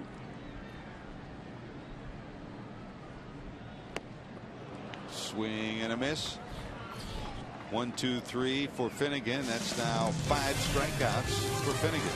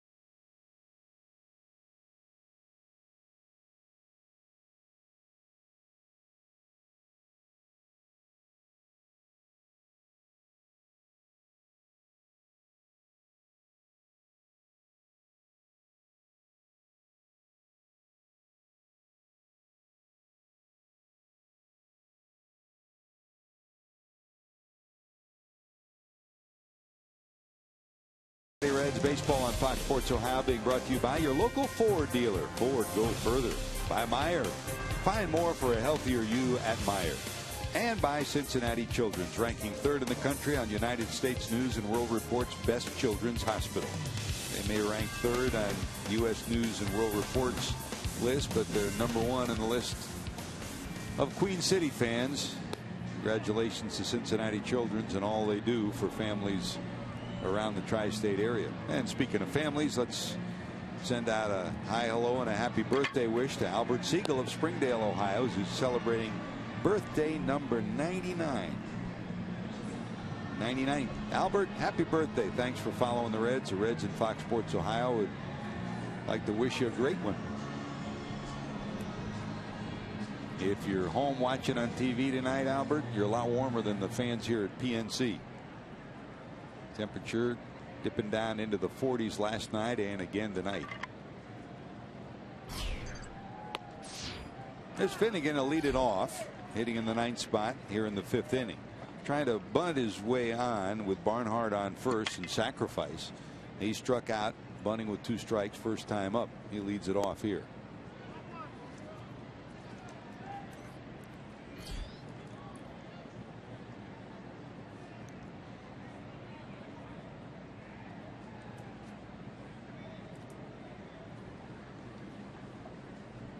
TCU is alma mater. Big victory in their game today over Texas, and the Buckeyes won. Wasn't easy, was it, Chris? 34-27 over Indiana. I'm sure there were some fingernail biting going on there among Buckeye fans for a while, including people in this booth, huh?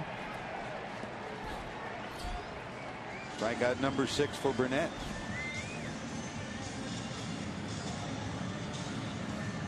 They saved the date for this year's Fox Sports Ohio Reds Fest, December 4th and 5th at the Duke Energy Convention Center, presented by PNC Bank. Don't miss 2 days of fan interaction with current and former Reds players, including autographs, photographs, and a whole lot more. Reds Fest, fun for everybody. More information, visit reds.com/RedsFest. So what a year for Reds employees to gear up for the All-Star game, and that was really a 2-year production and a tremendous job all Reds employees did, and they just didn't miss a beat. Took a half a day off and started on Reds Fest. Zach Bankowski and his crew. Reds Fest gets better and better every year. Hope you join us in December at the convention center. There's Jason. Flied out, bounced out 0 for 2.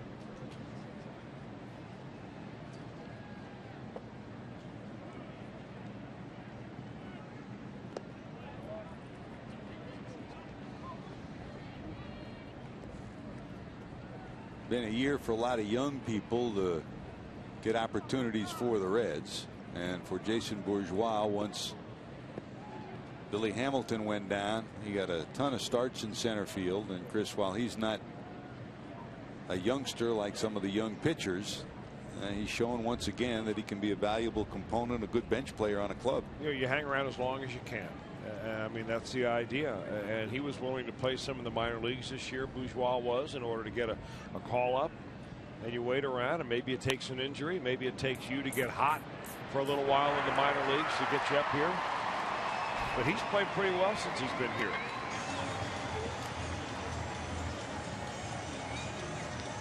And you talk to every AAA manager who's had him over the last 3 or 4 years, they all say the same thing. He's made our ball club better. Plays hard and produces. Well, that said, the Reds are going to have to figure out what they're going to do at the top of the lineup, and that has to do with center field. You know, Billy Hamilton was placed in somewhat of a unique spot down in the number 9 spot this year when Brian Price finally, when he was in the lineup, decided to bat the pitcher 8th and take some pressure off of Billy Hamilton, put him in the 9 spot so that you would have some speed before, you know, 3, 4, and 5 guys. And hopefully he would get on at a higher rate than pitchers would. He did. But I'm sure he's not happy with his on-base percentage, and that can always go better. But they're going to have to figure out if, you know, exactly what the dynamic is going to be at the top of the lineup.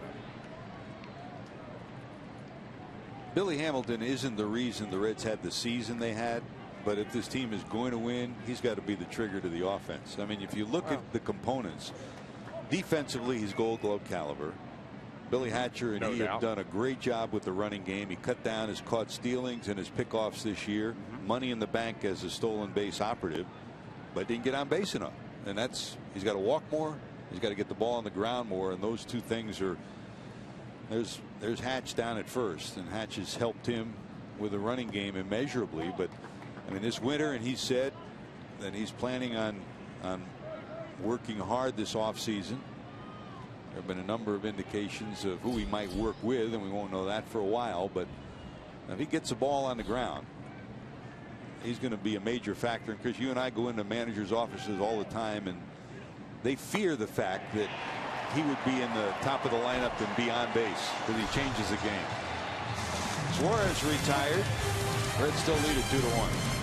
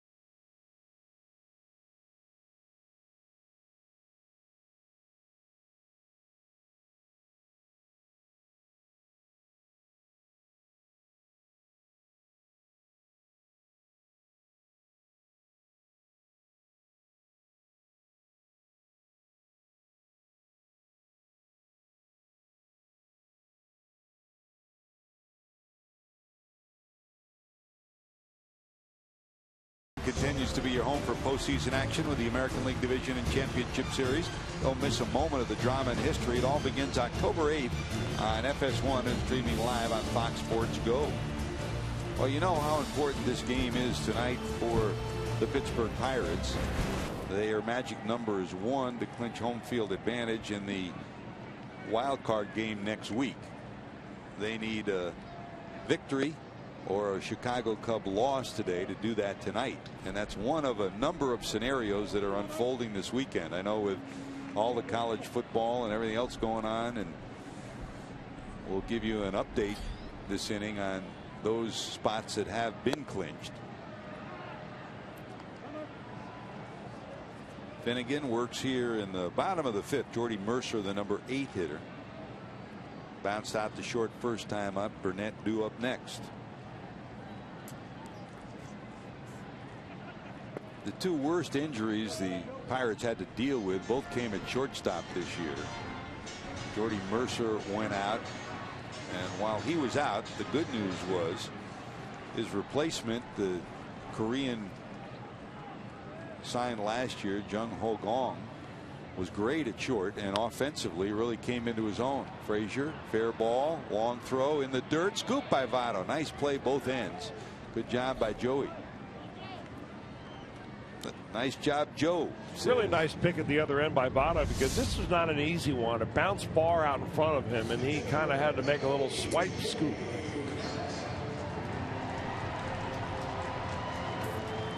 Probably the Reds play good D. I mean, if you're sitting in the dugout down there as a pitcher, you might be thinking to yourself, maybe I ought to keep the ball down in the zone and induce a lot of ground balls, because these guys can pick it. There's Burnett, struck out in the 2nd inning. Yeah, we talked about Burnett when he was drafted in 1995 out of junior college in Arkansas. And, you know, for Brandon Finnegan, you know, he's 22 years old. He was drafted and signed last year out of TCU. We've already been through that. But had he stayed in school, he would have been a senior in college this year. And here he is pitching for the 2nd year in a row in the major leagues. So a lot of times you have a tendency to raise the bar of expectation a little bit too high based on the fact that he's wearing a big league uniform. But he's throwing the ball extremely well here tonight. Off the end of the bat, Votto has it. Burnett's retired, 2 away, and back to the top of the order. Josh Harrison is 2 for 2. Now, speaking of the playoff situation, here's the Pirates. They clinch home field advantage in the wild card game with a win or a Cubs loss tonight. Cubs playing at Milwaukee. They lead 1-0 in that game early. Dodgers clinch home field advantage in the division series with a win tonight against San Diego. And of course, they're going to be playing the Mets. So a division series with a home field advantage when you're going cross country. And these are 2 teams, both the Mets and the Dodgers, who play great at home and who struggle on the road. I think of those 2, and again, the division series is a regular series. This a 1-game playoff. So whether it's the Cubs or the Pirates who get home field advantage, that's a big boost. 1 ball to Josh. Harrison tripled in the 1st and scored on the ground out by Gregory Polanco. That accounts for the lone run that the Pirates have.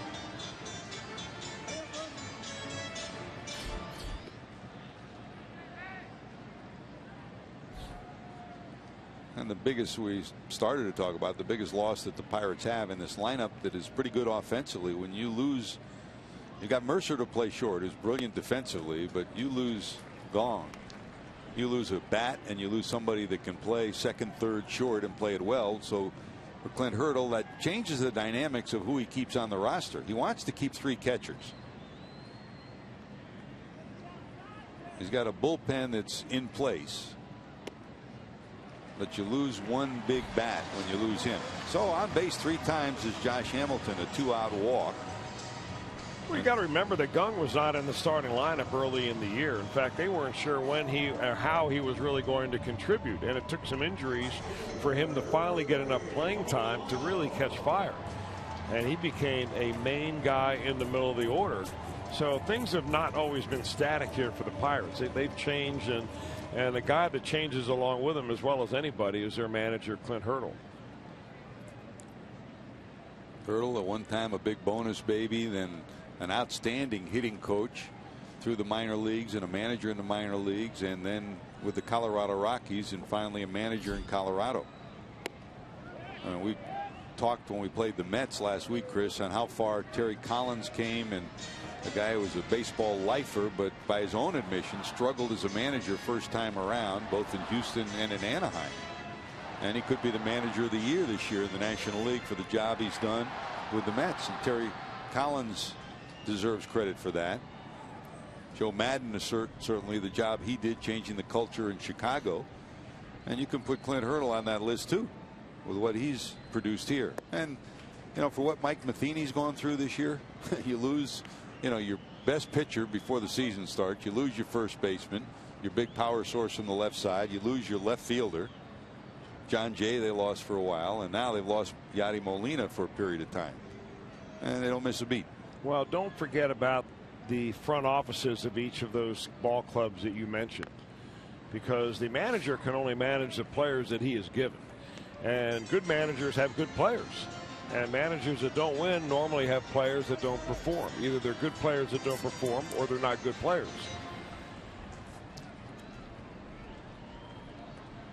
But they've had a lot of injuries here, and he's been able to adapt right through them, mainly because every time they needed somebody, they were able to go out and kind of fill a hole, especially when it comes to maintaining a strong bullpen. 1 ball, 2 strikes to Polanco with 2 away. Missing down low, 2-2. You don't want to let this at bat get away from you right here. You had a 2-out walk, nobody on, looked like you were cruising right along, had a 1-2-3 inning last inning. 2 easy outs at the bottom of the order. Then you walk the leadoff guy. Now you have a left-hander up in Polanco. And Andrew McCutchen on deck. Polanco is the guy you have to get out right here. Polanco hangs in, fouling it off. Coming right in there at him, isn't he? Not afraid. I think that's one thing wherever he's been, in high school, at TCU, and in the World Series last year, in Rosenblatt, in the College World Series. They don't call it Rosenblatt anymore, do they? I forget the name of that stadium. Ballpark. Missed the old one. Rosenblatt was the home of college baseball for over 50 years. Wide of first, Phillips over, scoops, and they got him. Good job by Brandon to get the speedy Polanco. So a 2-out walk, no harm. Reds still lead 2-1. Here comes Joey.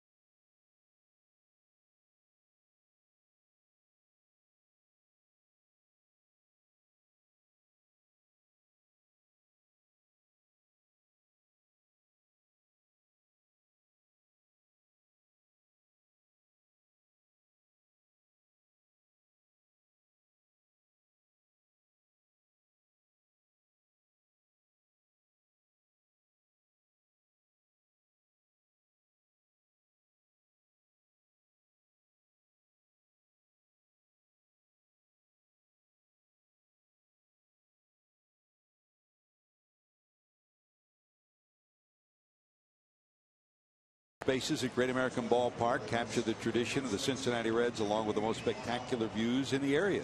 For more information, visit reds.com/events. Now, Chris, your old manager, a number of your old managers, but they would always give you a line when they started to talk baseball.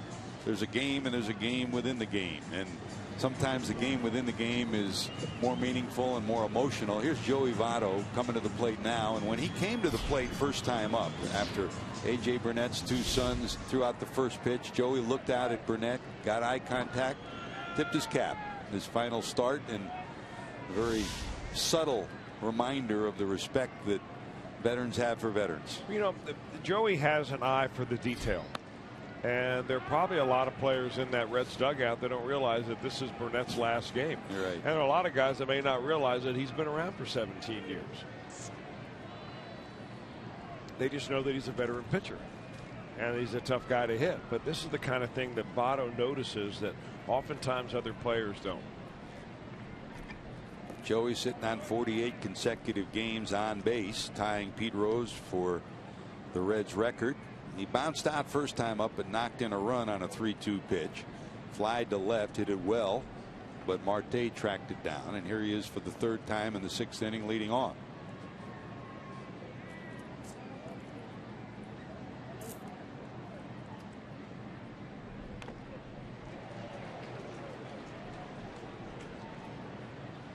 Well, Cervelli got nicked again. He said, stay out. don't bother coming out. I'm okay, but take a look. Ooh.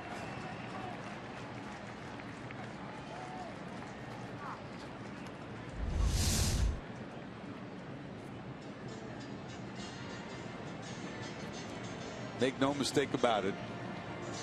They called it the tools of ignorance. It's the tools of toughness, really. Anybody that makes their living behind the plate. That's why he's got the respect of his teammates, too. One ball, 2 strikes to Votto.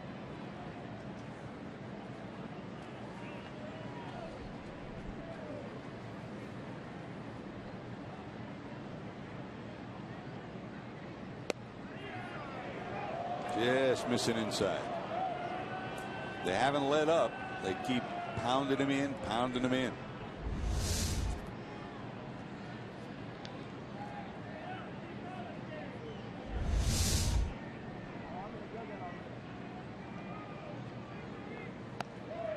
Got him. Joey 0 for 3.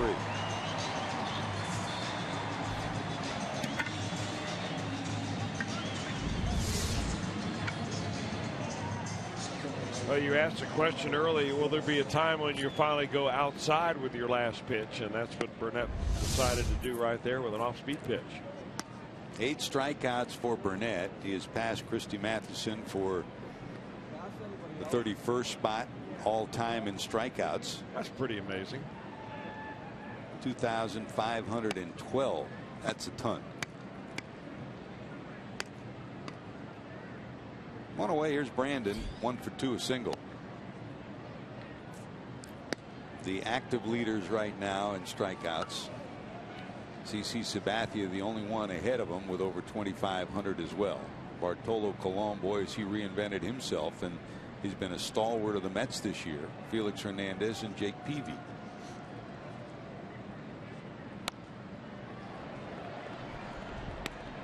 And it appears that Bartolo will head to the bullpen when the Mets head to the postseason. He will not start in the first series in all probability. I mean, it looks, and they haven't announced it yet, but it appears that they would probably start Jacob deGrom. The Mets would. Game 2 would probably be Syndergaard, and Game 3 Harvey. It's a tough rotation to break into. Man. But Bartolo would be a great guy, you know, if you get trouble early. I mean, you don't know. Syndergaard was so impressive when we saw him, but he's a rookie, and you don't know what's going to happen when you get to the postseason. Yeah, starters are five inning pitchers in the postseason anyway, unless you're really dealing. I mean, managers get so nervous. Once you get to the 5th inning, they're managing with one step on the top of the dugout. Yeah, you see things in October baseball that you don't see during the regular season, and we mentioned it with Clint yesterday a couple of times. Not bunting, not trying to get a run here or there, hoping that somebody would deliver. In the postseason, a little bit different. You're scraping and scrapping for a run here and a run there. 1 out walk, Brandon on. First walk issued by Burnett.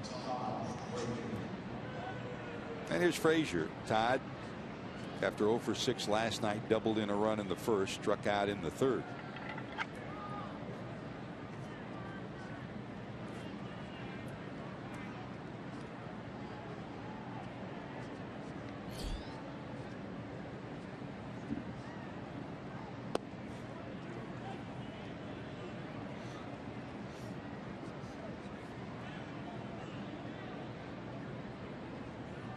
Long look at Jim Riggleman, the third base coach. Steps back in. Phillips inches off the bag at first.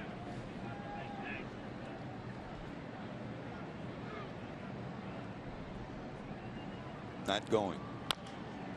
High hopper. Mercer gets one at second, on to first. They'll turn two. Base runner erased. Reds still hold a 2-1 lead. Josh Harrison.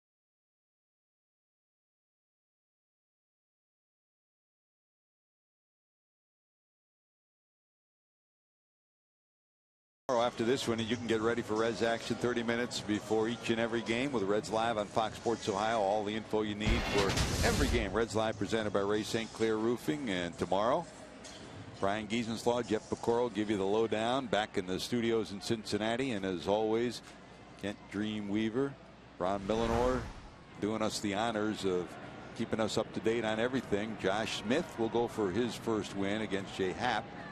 He'll go for his 11th.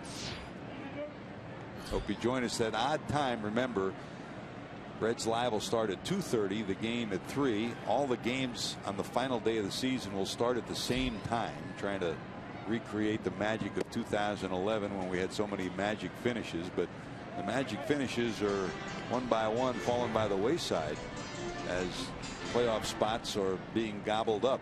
We showed you the National League story. We'll show you the American League story shortly.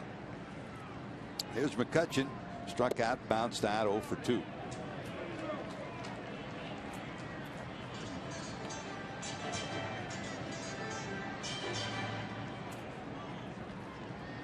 Ramirez and Marte due to follow.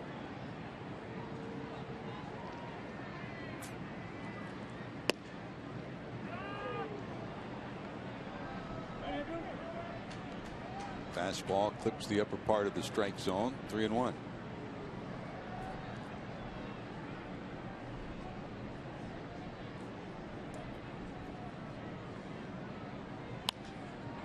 High in the air into short left field. Who's going to take charge? Suarez going back, backing up, and he will. One away. So McCutchen 0 for 3. Back to the game within the game, Chris. Frank Howard, one of your managers. He was legendary. When he got into the lectures about to pitchers, to hitters, the game within the game. He would always say that, game within the game. Here's Ramirez, a walk and a fly ball out.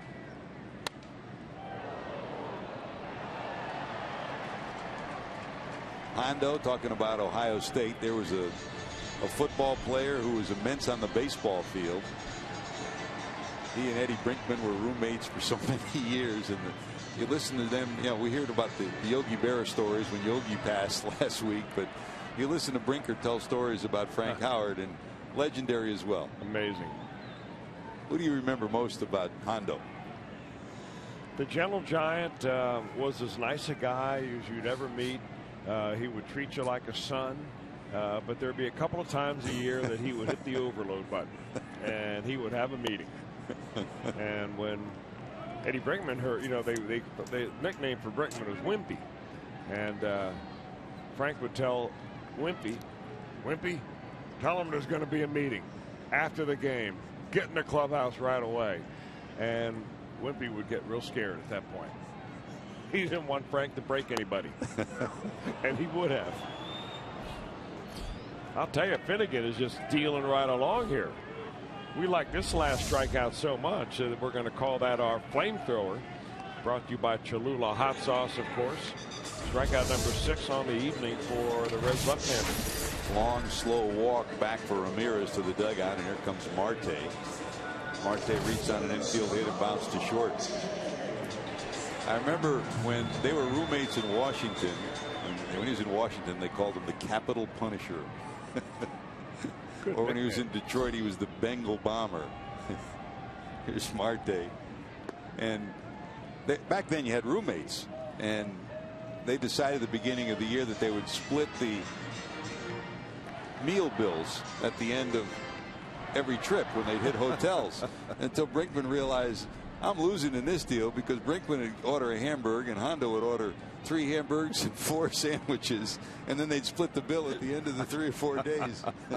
Brinker always lost. Good job by Finnegan. You mentioned it, Chris. Good athlete. He nails that one, and it's a 1-2-3. Finnegan's gotten it rolling. He's due up 4th, and we return. Jay Bruce will lead it off.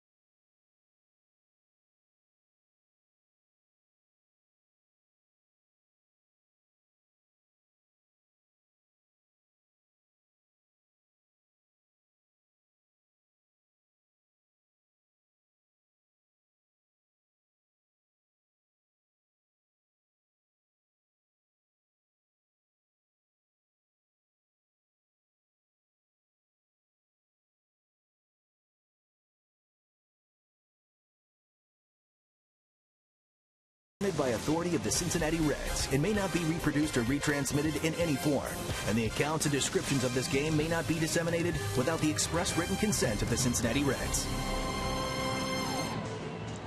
And don't forget, you can register now for this year's Prestige Auto, Visual, and Creative Services Reds Community Fund Celebrity Poker Tournament, presented by Ashley Fence, December 5th. You can play against Reds players, coaches, broadcasters, and local celebs for the chance to win $11,000. Reserve your spot today at reds.com/poker for the Prestige Audio, Visual, and Creative Services Reds Community Fund Celebrity Poker matchup. Got one up last time. I guess it's still back, isn't it? I guess not. Here's A.J. Burnett going to work for Jay Bruce. A walk and a strikeout for Jay. Hit hard, but right into the shift. And they get the out. You know, Jay Bruce gets the feeling a lot of what Kivas Sampson had that desperate feeling last night of being thrown out by a right fielder, except in the case for Jay Bruce. A lot of times it's a second baseman or maybe the shortstop or even third baseman covering over there in the Bruce shift. They are playing him deeper and deeper all the time, and I don't know, do you call that an infield hit if he beats it out? You know, we live in the era of shifting, and not that it had never been done before. I mean, Lou Boudreau started against Ted Williams back in the 40s, so it's not something that just happened on the face of the earth. And back then, people beat the shift by two ways. Either you just kept trying to swing your way through it, and in Williams' case, maybe the greatest hitter ever. Here's a deep fly ball, right center field, going up, looking back, going to be gone. Well, the power of Adam Duvall really has come to the fore here since coming over from San Francisco. That's his 5th home run. 9 runs batted in. He's got a smooth swing, Chris. I'll tell you, he really packs a punch, and you wonder where it all comes from because you stand next to Adam Duvall, and he's not the biggest guy on the ball club by any means, but he's got bat speed. And this is the second time we've seen him hit a home run to right field. This time to right center field, and it goes a long, long way.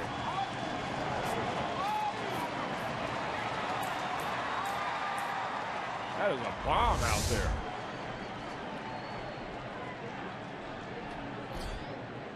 Big bomb and the home run thrown back on the field by a fan out in center field.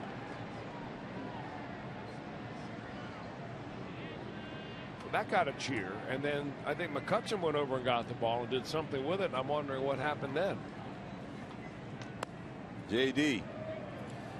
Well, McCutchen threw it back into the stands, and the fan that caught it turned around and threw it in the river. In the river. Well, JD, maybe that would be a good time to find out how long it would take for that ball to float to Cincinnati. I know like exactly you did a few that years number. ago. 1:15. It sung fast, didn't it? Yep. That should have made our highlight reel that year. It's a myth about it floating to Cincinnati. Bad boy, it sunk right away. Boy, all the prep you did, though, by getting the kayaks and everything all set up. Yeah, the guy we set that up with, he's still looking for the kayak. We still got to get you out in San Francisco, JD. Let's do it. I was the only guy in a kayak in business casual attire, I can tell you that. We'll even let you wear a golf shirt that day. Barnhart takes a walk, single, strikeout, and walk.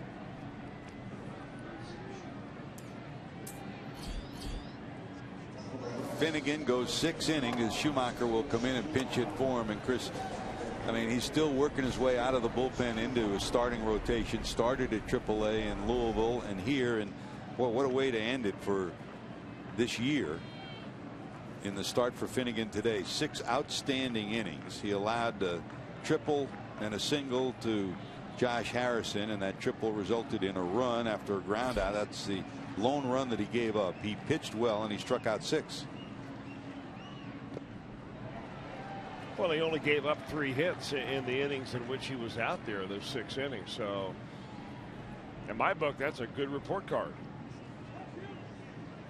Good way to put a capper on your final start of 2015.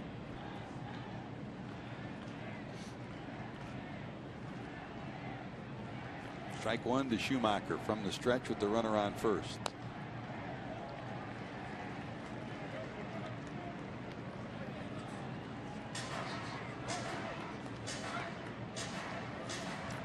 One pinch hit behind Jacob Cruz, who had 1 ahead of him. He's got to feel pretty good about his outing tonight, Chris. Well, he went out and did what he probably expected to do. I mean, he is a young man that I think is far ahead of his age. And I don't think he's really had any measure of defeat, although when he was a sophomore in college, he went 0-8 after having a nice freshman year, went 0-8, then went 9-3 his junior year. That's the year in which he went in the first round to the Kansas City Royals. So he's had some adversity along the way, and I think that he did not pitch well as a starter for the Louisville Bats, but he's come up here and he finally told himself, you know, I'm going to get it done, and he did. swing and a miss. Schumacher is retired as a pinch hitter. Here's Matt Singer first walk down the aisle for Brandon Finnegan tonight.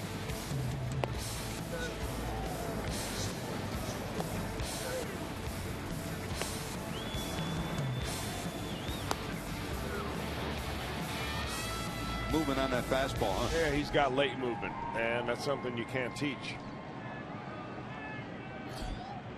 Top of the order, Jason Bourgeois, 0 for 3, 2 fly balls and a bounce out.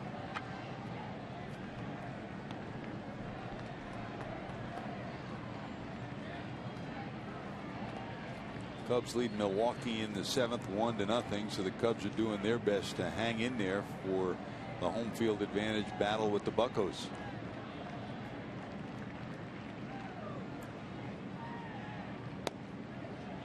Dodgers trying to clinch home field against the Mets. The Mets lost the first of 2 after being rained out yesterday, and they're trailing in the second game 2-0.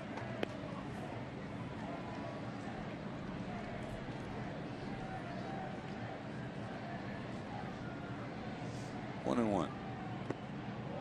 Well, not only are the Mets trailing in that second game, but they are currently being no hit in the bottom of the 8th inning by Max Scherzer. He already has one of those this year.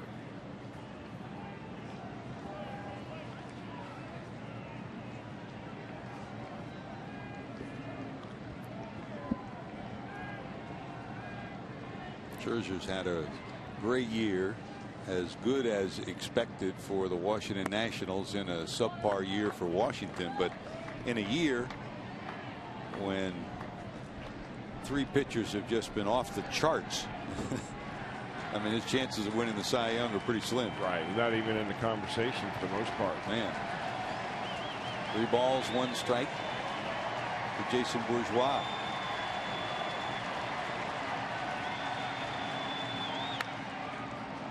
Fly ball, right field, first base line, into the seats. I mean, you could make a case for Clayton Kershaw. You could make a case for Zach Greinke, and you could make a case for Arrieta too. I mean, valuable cases, and logistically and in every other way, cases that could say that any one of those 3 should win the Cy Young Award. They've all had tremendous years. 3-2, Burnett to the stretch. There goes the runner with 2 away. It's ball 4.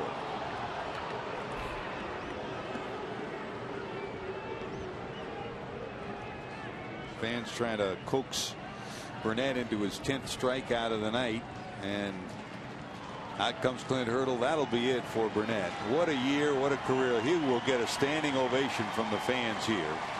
Trying to win his 10th. It won't happen tonight, but in a year when he came back to Pittsburgh, he gets a pat on the shoulder from his teammates. He's passed Dennis Eckersley, Louis Tiant, Sandy Koufax, Jack Morris, and Don Drysdale this year. Listen to the applause.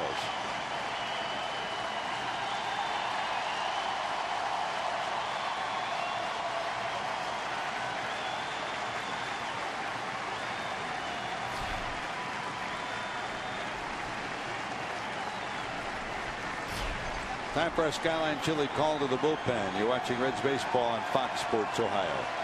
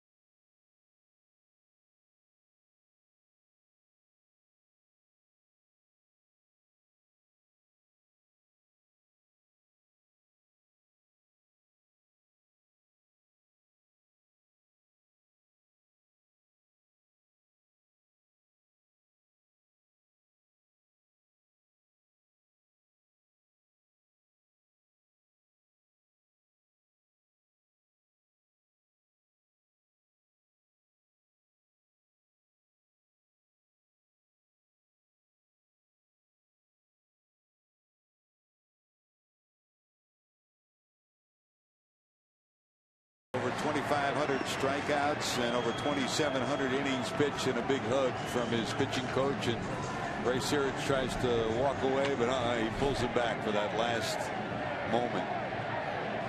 And there was one more moment. The fans kept calling for him, and a curtain call.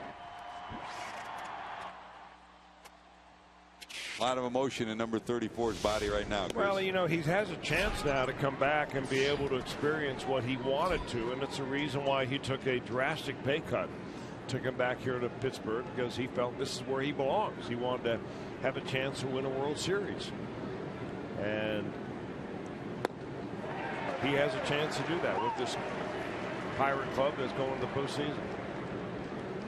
7 years in Florida, 3 in Toronto, 3 with the Yankees. First time with Pittsburgh 2 years, last year Philadelphia, and he came back for his final year to be reunited with his pitching coach Ray Searage here. Well, the pitchers on this ball club will tell you that what a terrific positive influence he has been. Ground ball to short. Across the infield, they'll get the final out of the inning as Suarez bounces out, but an inning that will always be in the memory of A.J. Burnett. Reds lead at 3-1.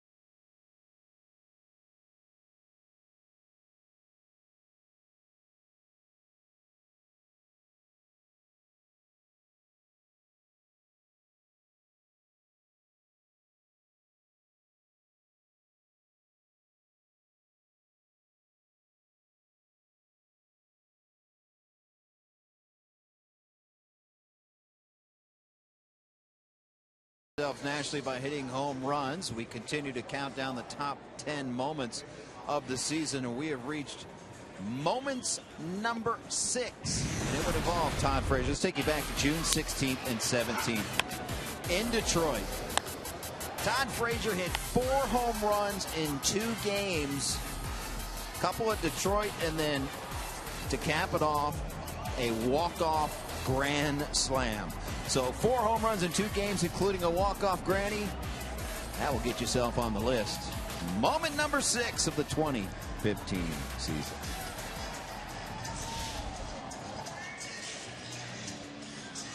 Let's go, says Todd Frazier. A moment that he certainly will remember for a long time. A walk-off grand slam for number 21, and I got a feeling he'll remain on that list later on.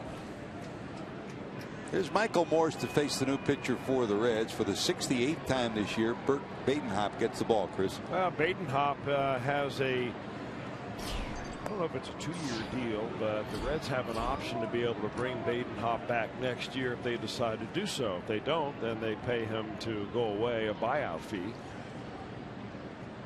He's been valuable, really. After the first month, he's really tightened it up and pitched pretty good baseball.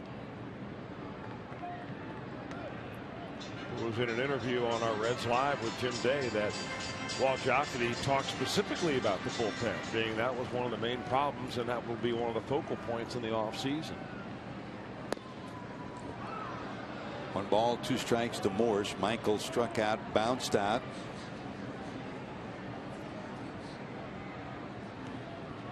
If you joined us late, Brandon Finnegan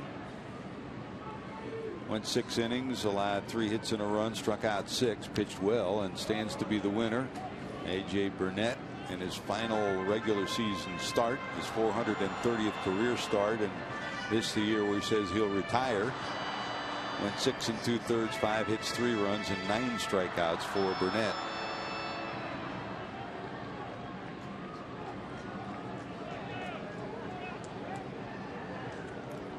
Setting up down and away is Barnhart, just missing.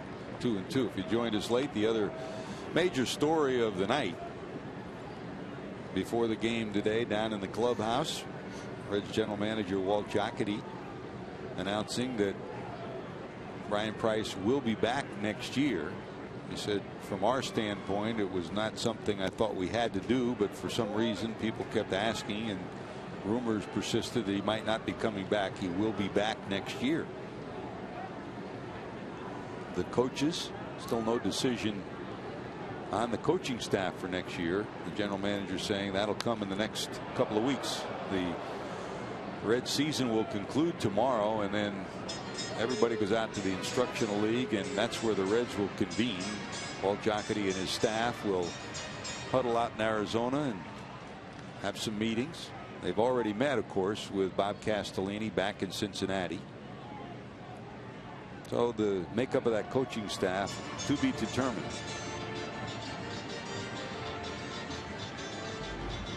I was never really certain how much the makeup of a coaching staff has ultimately on the final win-loss record of a ball club.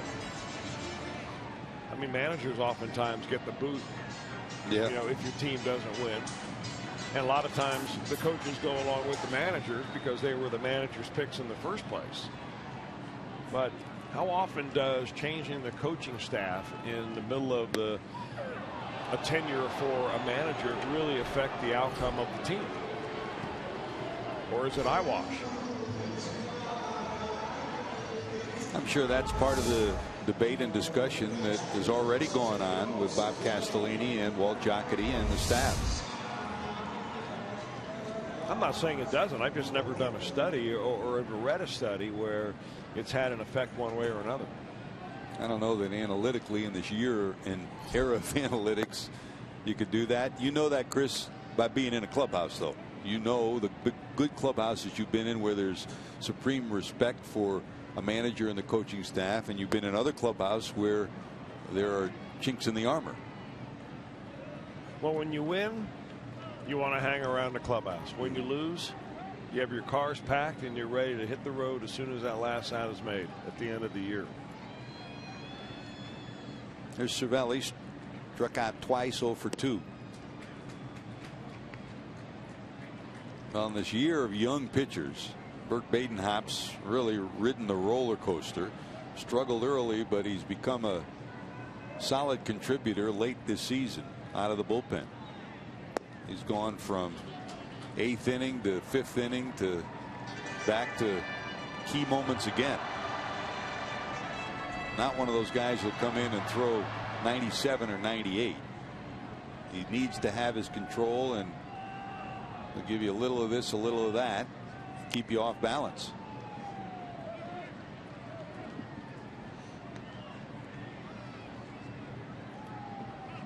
I tell you one thing, I don't think he would ever be a guard at Buckingham Palace, being able to sit still for more than about 30 seconds. Isn't he frenetic? He never stops. He is a nervous Jervis, isn't he? It's great to watch him. Constant motion.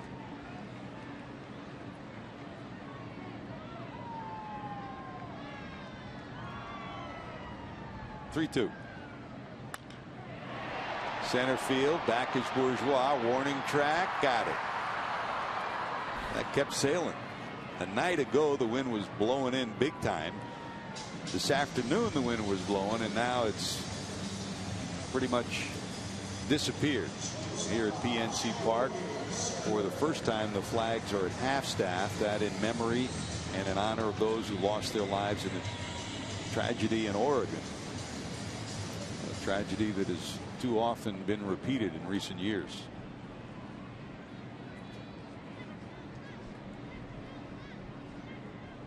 2 away, and here's Mercer.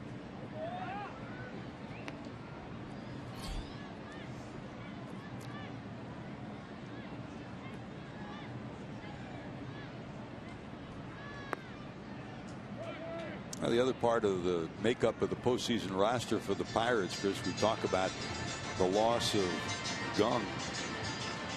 You know, you had someone else who could play shortstop for Clint Hurdle and know that they could hit too.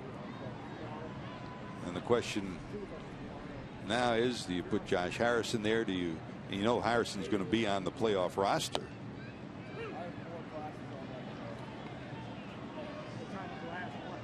Do you just go with one backup infielder that can play all positions? Kind of limits you a little bit. It does limit you a little bit, but really I'm not sure what the choices that they have.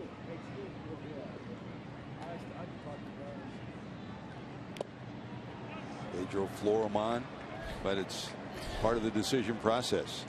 Birdknapp does a good job in the 7th inning. Reds still lead at 3-1.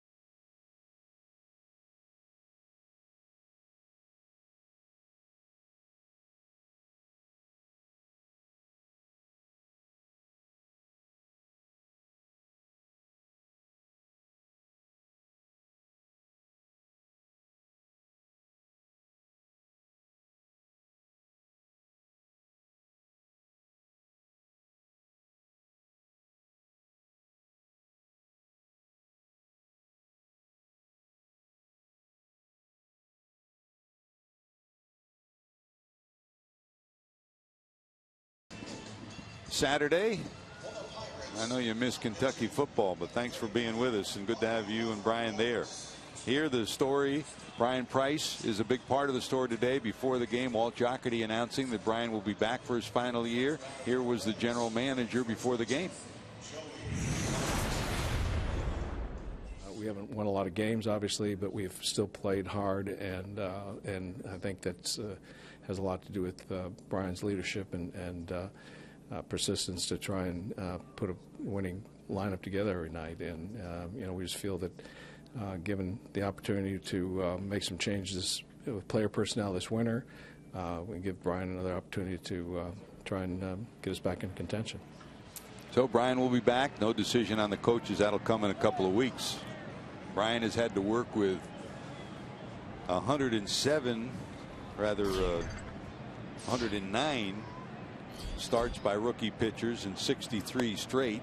Not true for Matt Williams in Washington, Chris. He's had Matt Scherzer there this year, and Max Scherzer did it again tonight, huh? Unbelievable. Max Scherzer, a second no-hitter in this season.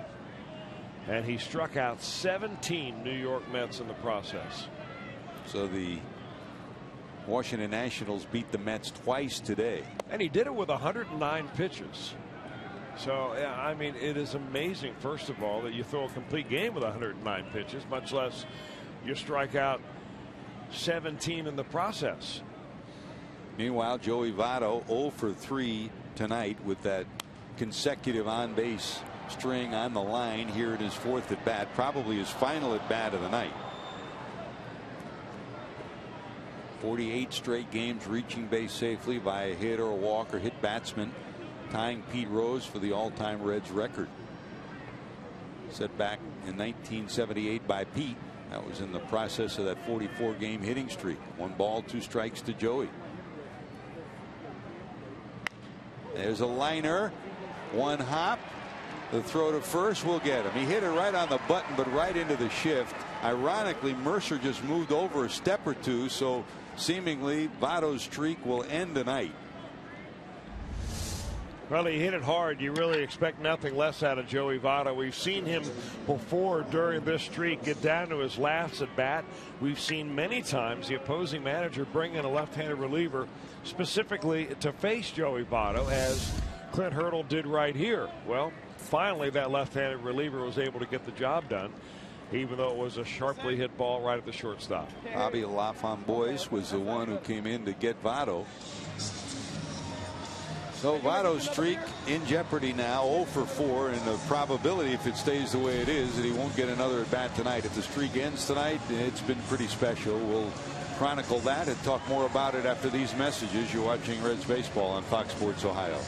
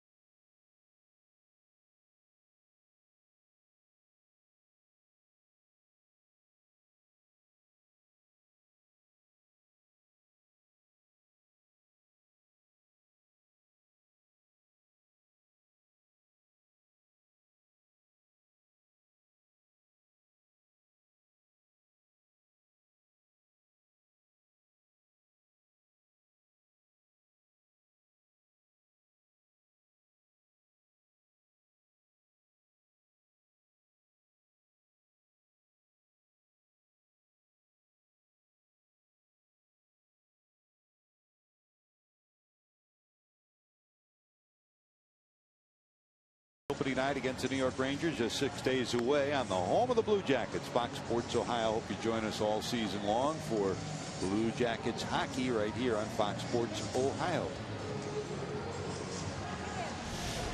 Back at PNC Park, the Reds 3 runs, 5 hits, no errors. The Pirates a run, 3 hits, and 1 error. The story of the night for the Reds on the mound. Brandon Finnegan pitched superbly. 6 innings, 3 hits, 1 run, 6 strikeouts for Finnegan. He exited with the lead, and the Reds offensively got their runs in the first on a base hit by Eugenio Suarez. He went to third when they tried to pick him off, and the ball got by Morse for an error on A.J. Burnett. Votto's ground out got a run in. Frazier doubled in a run, 2-0. And then a home run from Adam Duvall in the 7th made it 3-1. The lone run scoring for the Buccos came in the first. A triple by Josh Harrison, a ground out by Gregory Polanco. Here's Joe Blanton facing Brandon Phillips with 1 out in the 8th. Blanton, often a starter and a spot starter, a long man in the bullpen. Now he's got a spot in this bullpen for Clint Hurdle.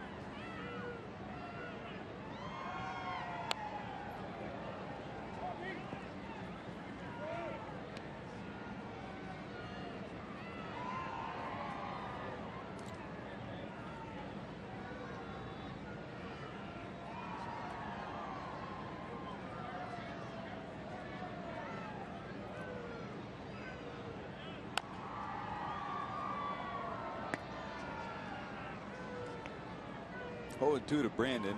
Phillips tonight singled in the first. struck out in the 3rd and walked in the 6th.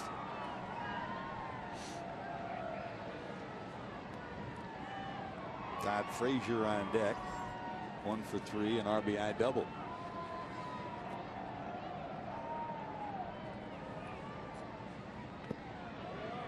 George, I want to congratulate the University of Louisville baseball team. They're down the Dominican Republic right now. It's fall break for University of Louisville. And Coach Dan McDonald was able to raise a lot of money to be able to bring or take his team down to the Dominican Republic, where he's going to play a series of baseball games down there and also do a lot of community service work, helping to rebuild a church, among some other things. They put on some baseball clinics. And while we're freezing up here in Pittsburgh, somebody's smart and they're already heading south. So what you're saying is your son Mac is warm tonight and we're freezing. Warm tonight, and saw some tweeted pictures of them all wearing short sleeve garb down there, where it's comfortably in the 80s. Now Major League Baseball has plucked player after player from the Dominican. You think Dan's doing the same thing down here? Can he get a couple of freshman recruits for next year? I'm sure that if he can figure out a way to do it, he's resourceful enough to try it. 3-2 to Phillips. Line drive, base hit, left field. So Brandon has another 2-hit game, 2 for 3. Really looked locked in tonight. I mean, he did strike out a second time up, but he's got a couple of hits and a walk.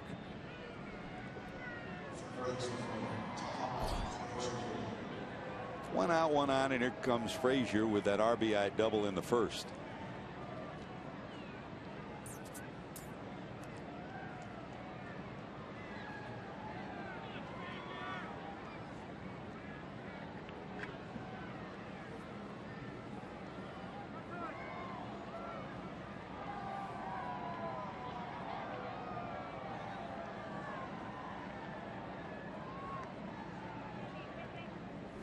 Well, they're now going to the 8th inning in Milwaukee. The Cubs lead 1-0 in that game, so the Cubs keeping their hopes alive for the home field advantage. At this game 3-1, the Reds leading it against the Buccos tonight, with the Buccos magic number of 1 to clinch home field for that 1-game playoff.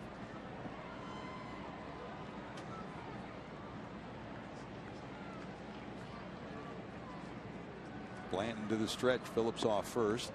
That's low. 2-0.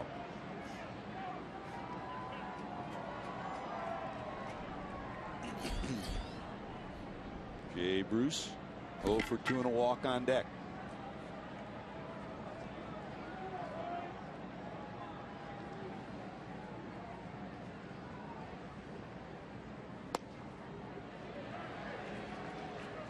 That's a strike.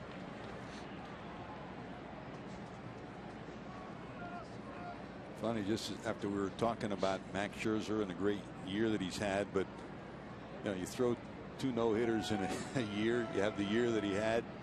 There goes Phillips down to 3rd, but foul, and he'll probably finish 4th in the Cy Young balloting. He did his job coming over this year. Well, yeah, you're right. I mean, but it just goes again to show you that baseball is a difficult game, and you can have a couple of players on your team have career years, and you know they spent a lot of money to keep Scherzer, and he certainly delivered. But you know they're going home after tomorrow, just like many other teams when they were expected to be the best team in the National League. So I mean, it's more than just having a couple of players have good years. I mean, your ball club in the game of baseball has to be better than the sum of all your players. Amen. And that's where a team like the Pittsburgh Pirates, you can't tell me when you look at position by position that the Pirates are a better team than the Reds. But you know they've got a better bullpen. They've gotten better production out of their starters. Of course, they've kept their starting pitchers all year long. The Reds traded away 2 of their main guys, and they had Homer Bailey hurt and so on and so forth. But you know, some years you have it where it all comes together, and other years you don't.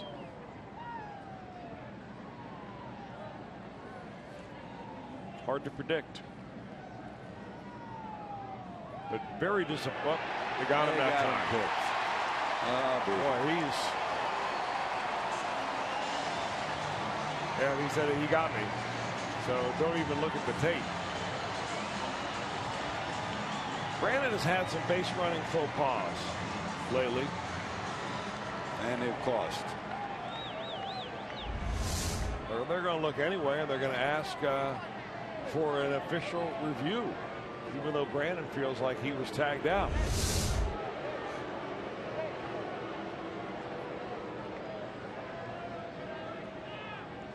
Now you saw the replay of the tag, and you saw the replay of Brandon's words. He got me.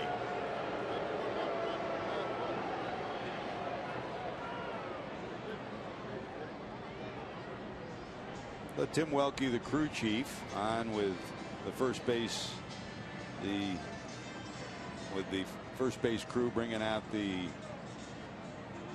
information from New York. And Chris, you know, you talk about all the things we've been witnessing this year, and you had one of the most unique experiences of the year when you went to New York and sat in on the replay room and saw exactly what goes on there. Well, it really gives you a deep appreciation for how difficult it is to sit in that room as an umpire and review the tapes and frame by frame to try to get the right decision.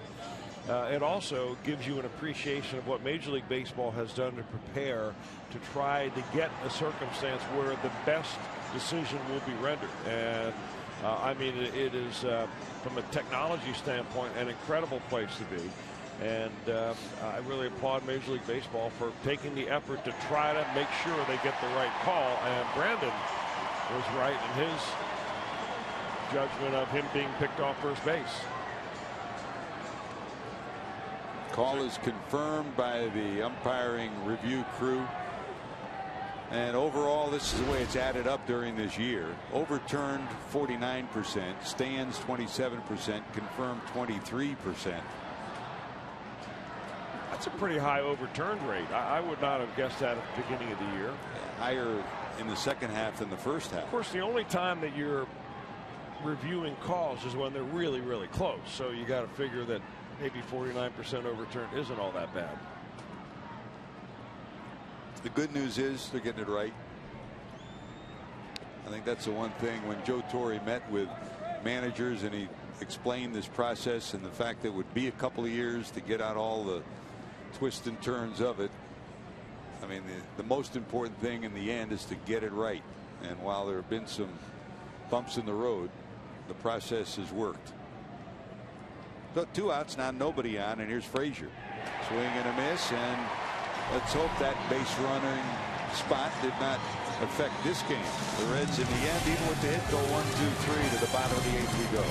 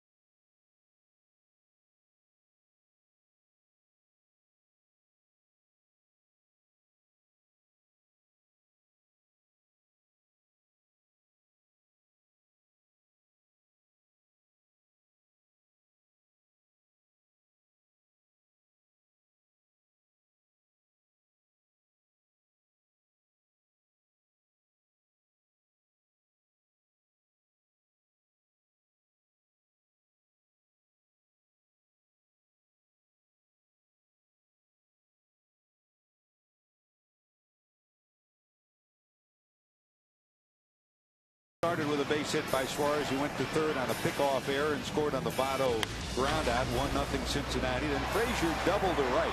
One hop against the wall. In came Brandon Phillips, and the Reds had a 2-0 lead. They ballooned it to 3-1. That came in the 7th inning when Adam Duvall ripped his 5th homer of the year, a big-time shot the other way. And the Reds carry that 3-1 lead into the bottom of the 8th inning. 3 runs, 6 hits, no errors for Cincinnati. A run, 3 hits, and an error for the Pirates. On the pitching side of it, the emotion from Bucco fans went to A.J. Burnett, who's trying to win his 10th in his final regular season start for the Pirates. The 38-year-old right-hander, the 430th start of his career. He's announced his retirement at the end of the year. Went 6 2/3, 5 hits in those 3 runs. And Brandon Finnegan, as Chris reported on, got an A on his report card. He pitched well, Chris. That's good news for him on his last start. Well, of the year. good news for him, no doubt, and also good news for another young pitcher coming into the ball game right now in Michael Lorenzen. Finnegan only 22 years old. Michael Lorenzen 1 year older. He was a starter for most of the season. You see there the number of games that he has been in and the number of innings he has logged.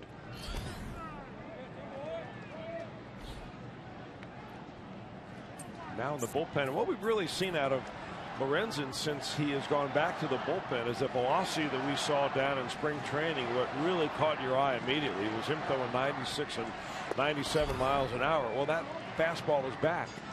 The more he started, the less velocity he had, and quite frankly, wasn't effective, especially against left-handed hitters. But when you're throwing 97, you can come right after him. 2 balls, 1 strike. And I think for Lorenzen, it's going back to what he's most familiar with. When he was at Cal State Fullerton for a couple of years, he was there as a junior and a sophomore.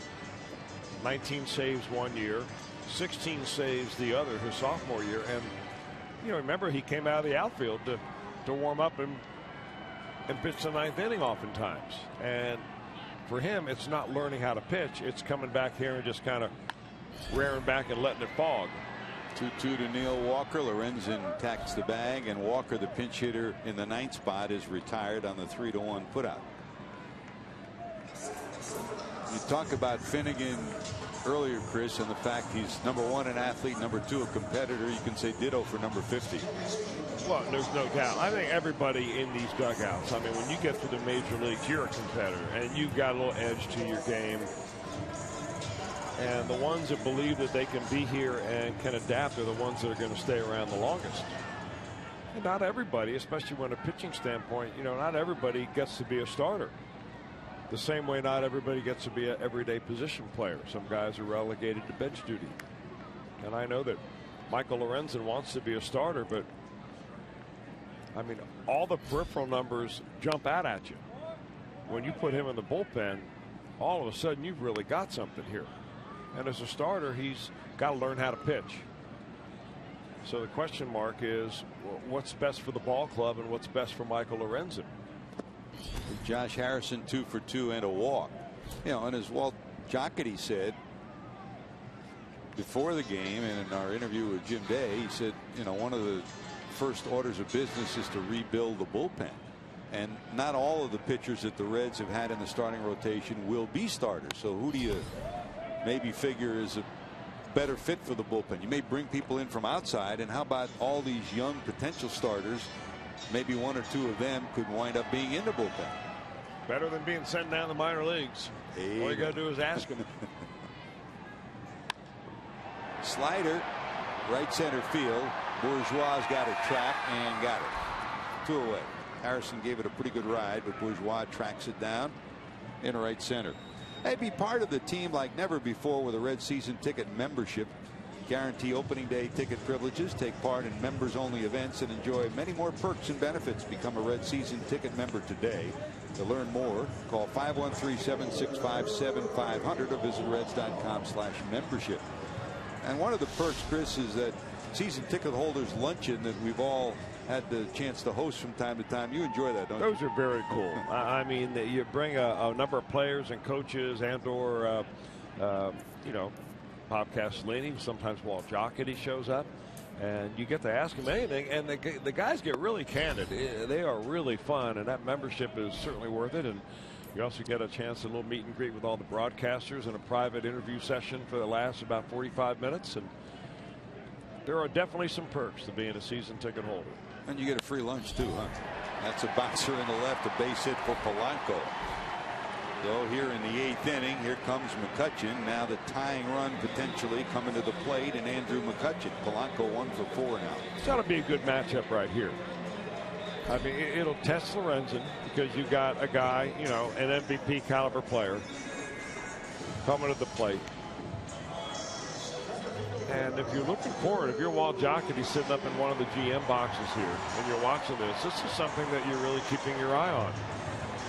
Because you're thinking about remaking the bullpen next year. Will Michael Lorenzen be part of that? Will it be part of the rotation? Well, he doesn't look like he's going to get a chance, right? Looks like they just got Aroldis Chapman up in the bullpen right now, and they're going to try to buy enough time for Aroldis to get loose in the bullpen and for Brian Price to make a pitching change. Brian's on his way out. Chapman loosened in the bullpen, and he's on his way in. So while the pitching change takes place, we'll take time out for these messages. You're watching Reds baseball on Fox Sports Ohio.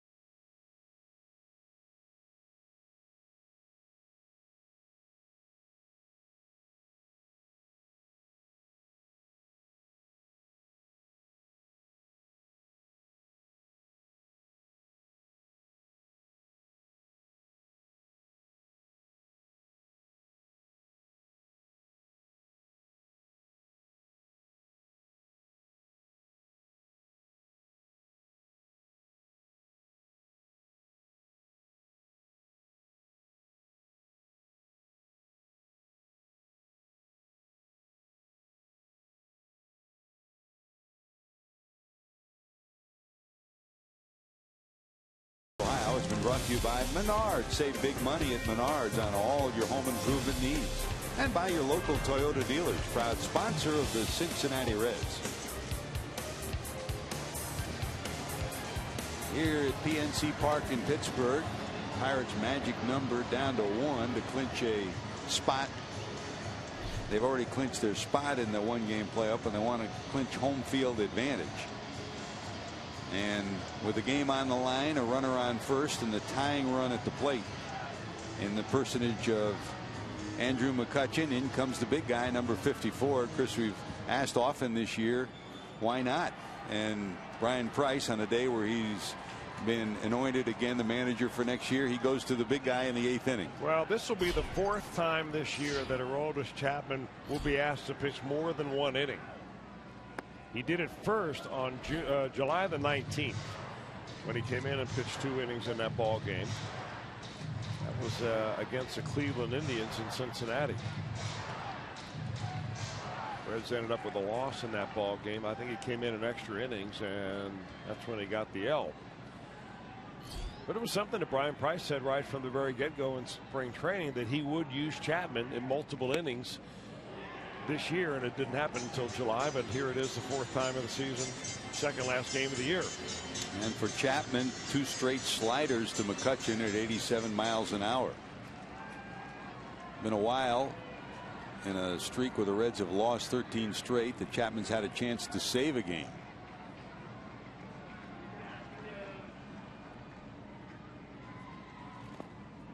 dirt. Good block by Barnhart.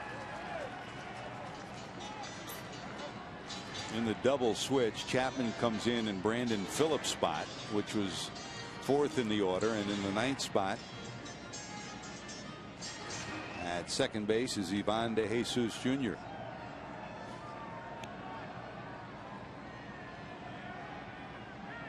Check that. He's in for Frazier at third, and Phillips stays in at second. Nasty 99, and it's 2-2. In his career, McCutchen is 2 for 8 against Chapman. Behind him is Aramis Ramirez, who's 0 for 5 against Aroldis.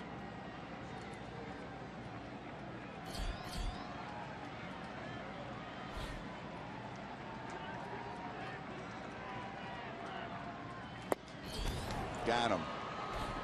At 100, number 54 dials it up, and the Reds get out of the jam in the 8th. They carry a 3-1 lead to the top of 9.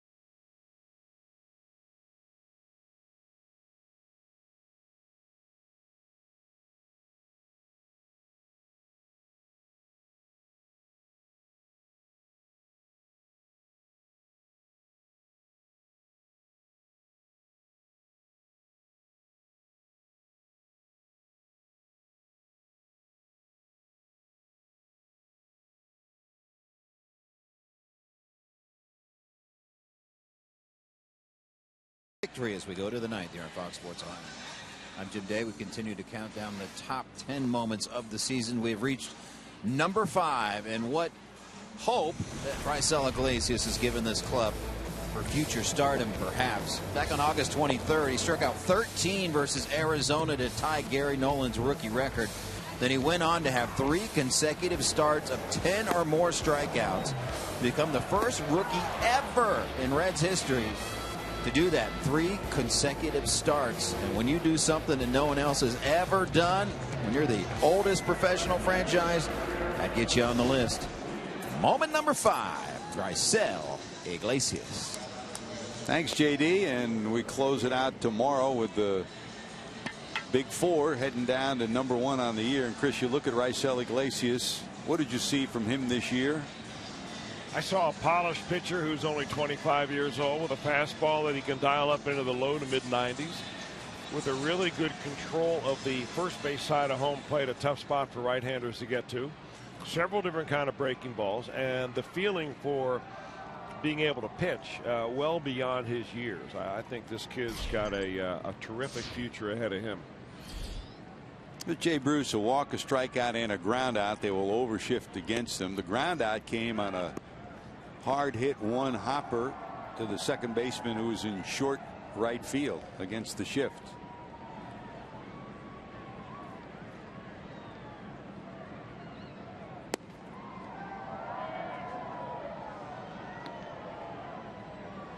Archimedes Caminero comes in, the big right-hander. A.J. Burnett started, went 6 2/3. Jared Hughes, Bobby Lafamboise was the one who got Votto, and then Blanton ended the inning in the 8th. Bouncer to the pitcher. He'll shovel it over to the first base side. Morse will tap the bag, and there's one away here in the 9th. Looking ahead to the bottom of 9. Ramirez due to lead it off. Marte and Morse. Neil Walker stays in the game. He is at second base. And Harrison in right field. Takes over for Polanco in right. So the pitcher enters in the number 2 spot in the order. Polanco's spot. Here's Adam Duvall, a big time shot tonight. Duvall is 5th homer of the year. Now 9 runs batted in. He's 1 for 3. A bullet into the right center field stands. On the corner on the knees for a strike. 1-1.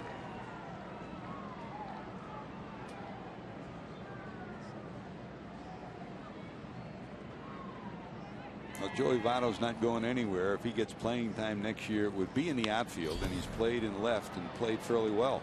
Fly ball to center. McCutchen there. 2 away.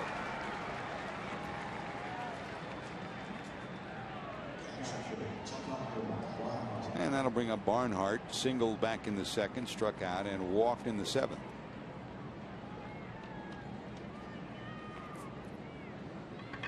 The big news stories for the Reds. Well, Jocketty announcing Brian Price would be back, and for Joey Votto, an 0 for 4 night to this point. So his 58 consecutive game streak of getting on base by a hit walk or hit batsman, unless he gets another at bat, will come to an end tonight, and he'll wind up in the record books tied with Pete Rose at 58. Not a bad companion to be tied with, Chris.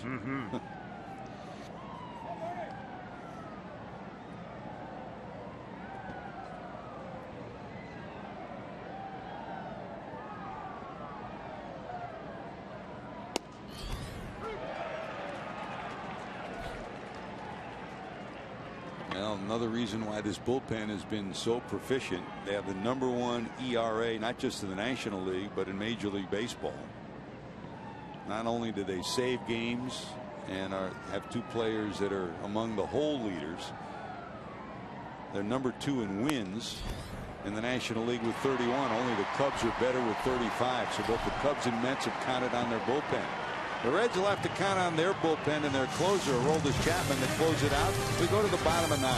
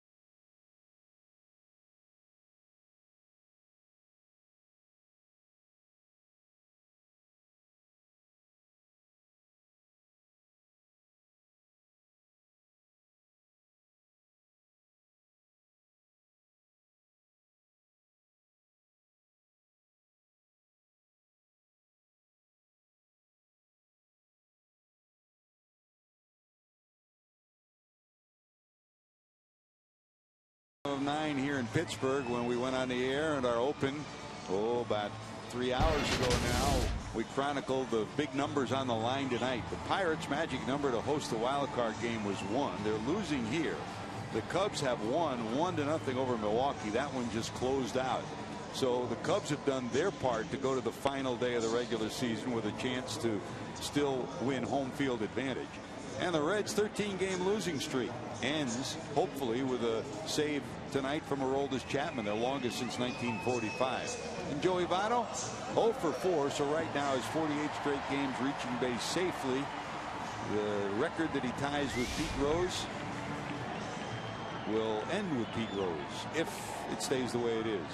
Tyler Holt comes in center field. He made 2 brilliant catches last night. Jason Bourgeois goes to left. Bruce is in right. And here comes Aroldis. He got the final out of the 8th inning. Here we go to the 9th. Aramis Ramirez 0 for 5 in his career against Aroldis Chapman. Well, I can tell you one thing, that Chicago Cub Ball Club is in that very comfortable visiting locker room in Miller Park watching the end of this ball game, because they are very interested as to where that 1-game wild card will be. So it will come down to the last day if Chapman can do his job and retire the Pirates here in the 9th inning. Chapman has been one of the most dominant save artists in the game. The bad news is for the Reds, they haven't had many chances to use him of late. This is his first appearance in September the 19th with a chance for a save. That's what a 13-game losing streak will do for you.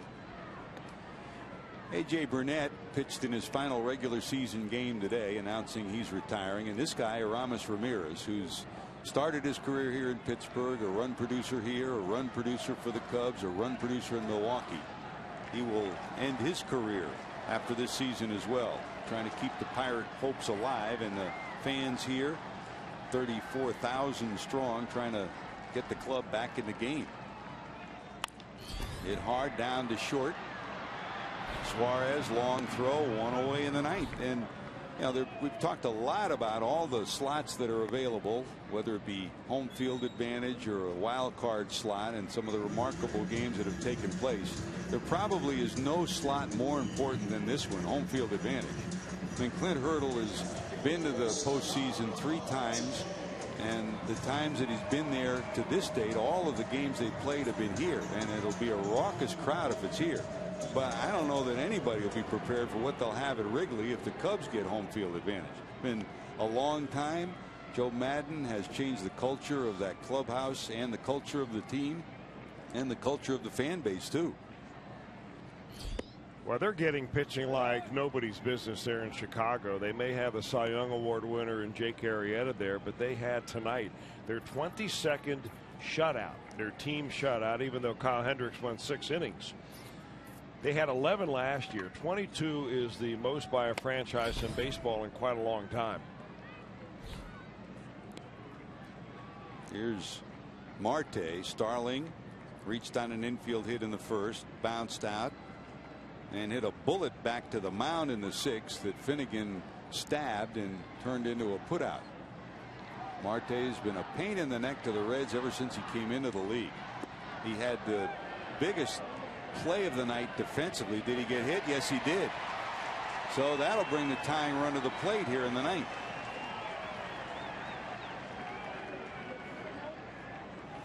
Well, if you're going to get hit by an Aroldis Chapman pitch, it might as well be a breaking ball. Got him on the knee. So Marte, who can steal a base, he's got 30 of them, down to first. And here comes Morse, and big home run power from this big first baseman, of course. Morse in his career, though, 0 for 4 against Chapman. Nothing's been easy for Brian Price, not just tonight, but all year long, between the injuries and the rookie pitchers he's had to march out there. But he's turned it over to Chapman, trying to close it out here in Pittsburgh. Morse, strikeout, ground out, strikeout. Barnhart flashes his sign and sets up. Did he go? Says first base umpire Tim Wilkie.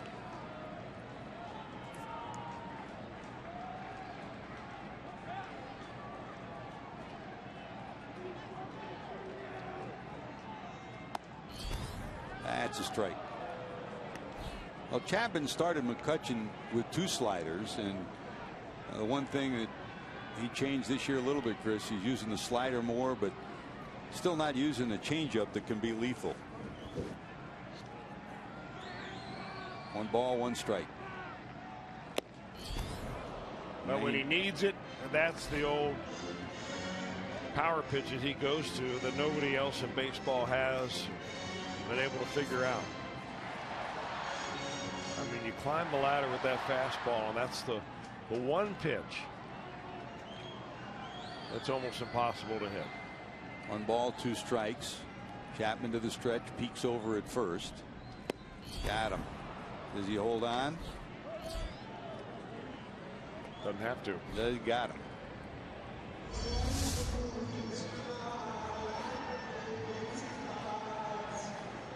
You know, the fastballs that Aroldis Chapman has given up on base hits to have always been down around the knees, where hitters are able to kind of drop the bat head quicker than they can around that pitch up around the letters. 2 strikeouts in the inning that he's worked, and here's Francisco Cervelli. Cervelli tonight, 2 strikeouts and a fly ball out. As good as Cervelli's been behind the plate, his offense has been important too. Came in at 296 tonight. And while he's only driven in 43 runs, some of them have been at opportune times for the Pirates. You look how Cervelli's holding that bat straight up and down. If Chapman throws that ball up in the zone at 101 miles an hour, he'll never be able to get that bat in a position to hit it. Votto will play behind the runner at first.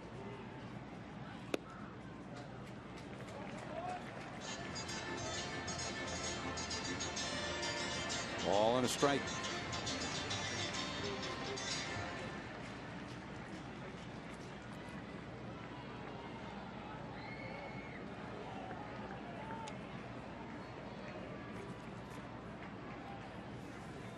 From the stretch, Votto trying to sneak in behind Marte, and he'll call time.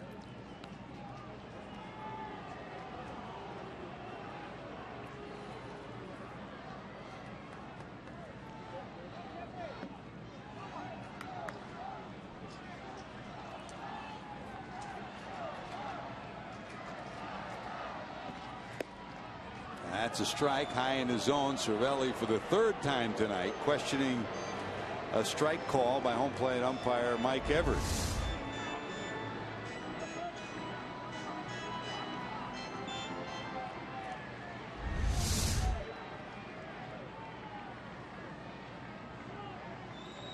Cervelli digs in. 1 ball, 2 strikes. Chapman to the stretch. There goes Marte. Swing. Fly ball. Center field. Back. Got it. Tyler Holt hauls it in at the warning track, and the Cubs live for another day, and the Pirates will have to go to the final day.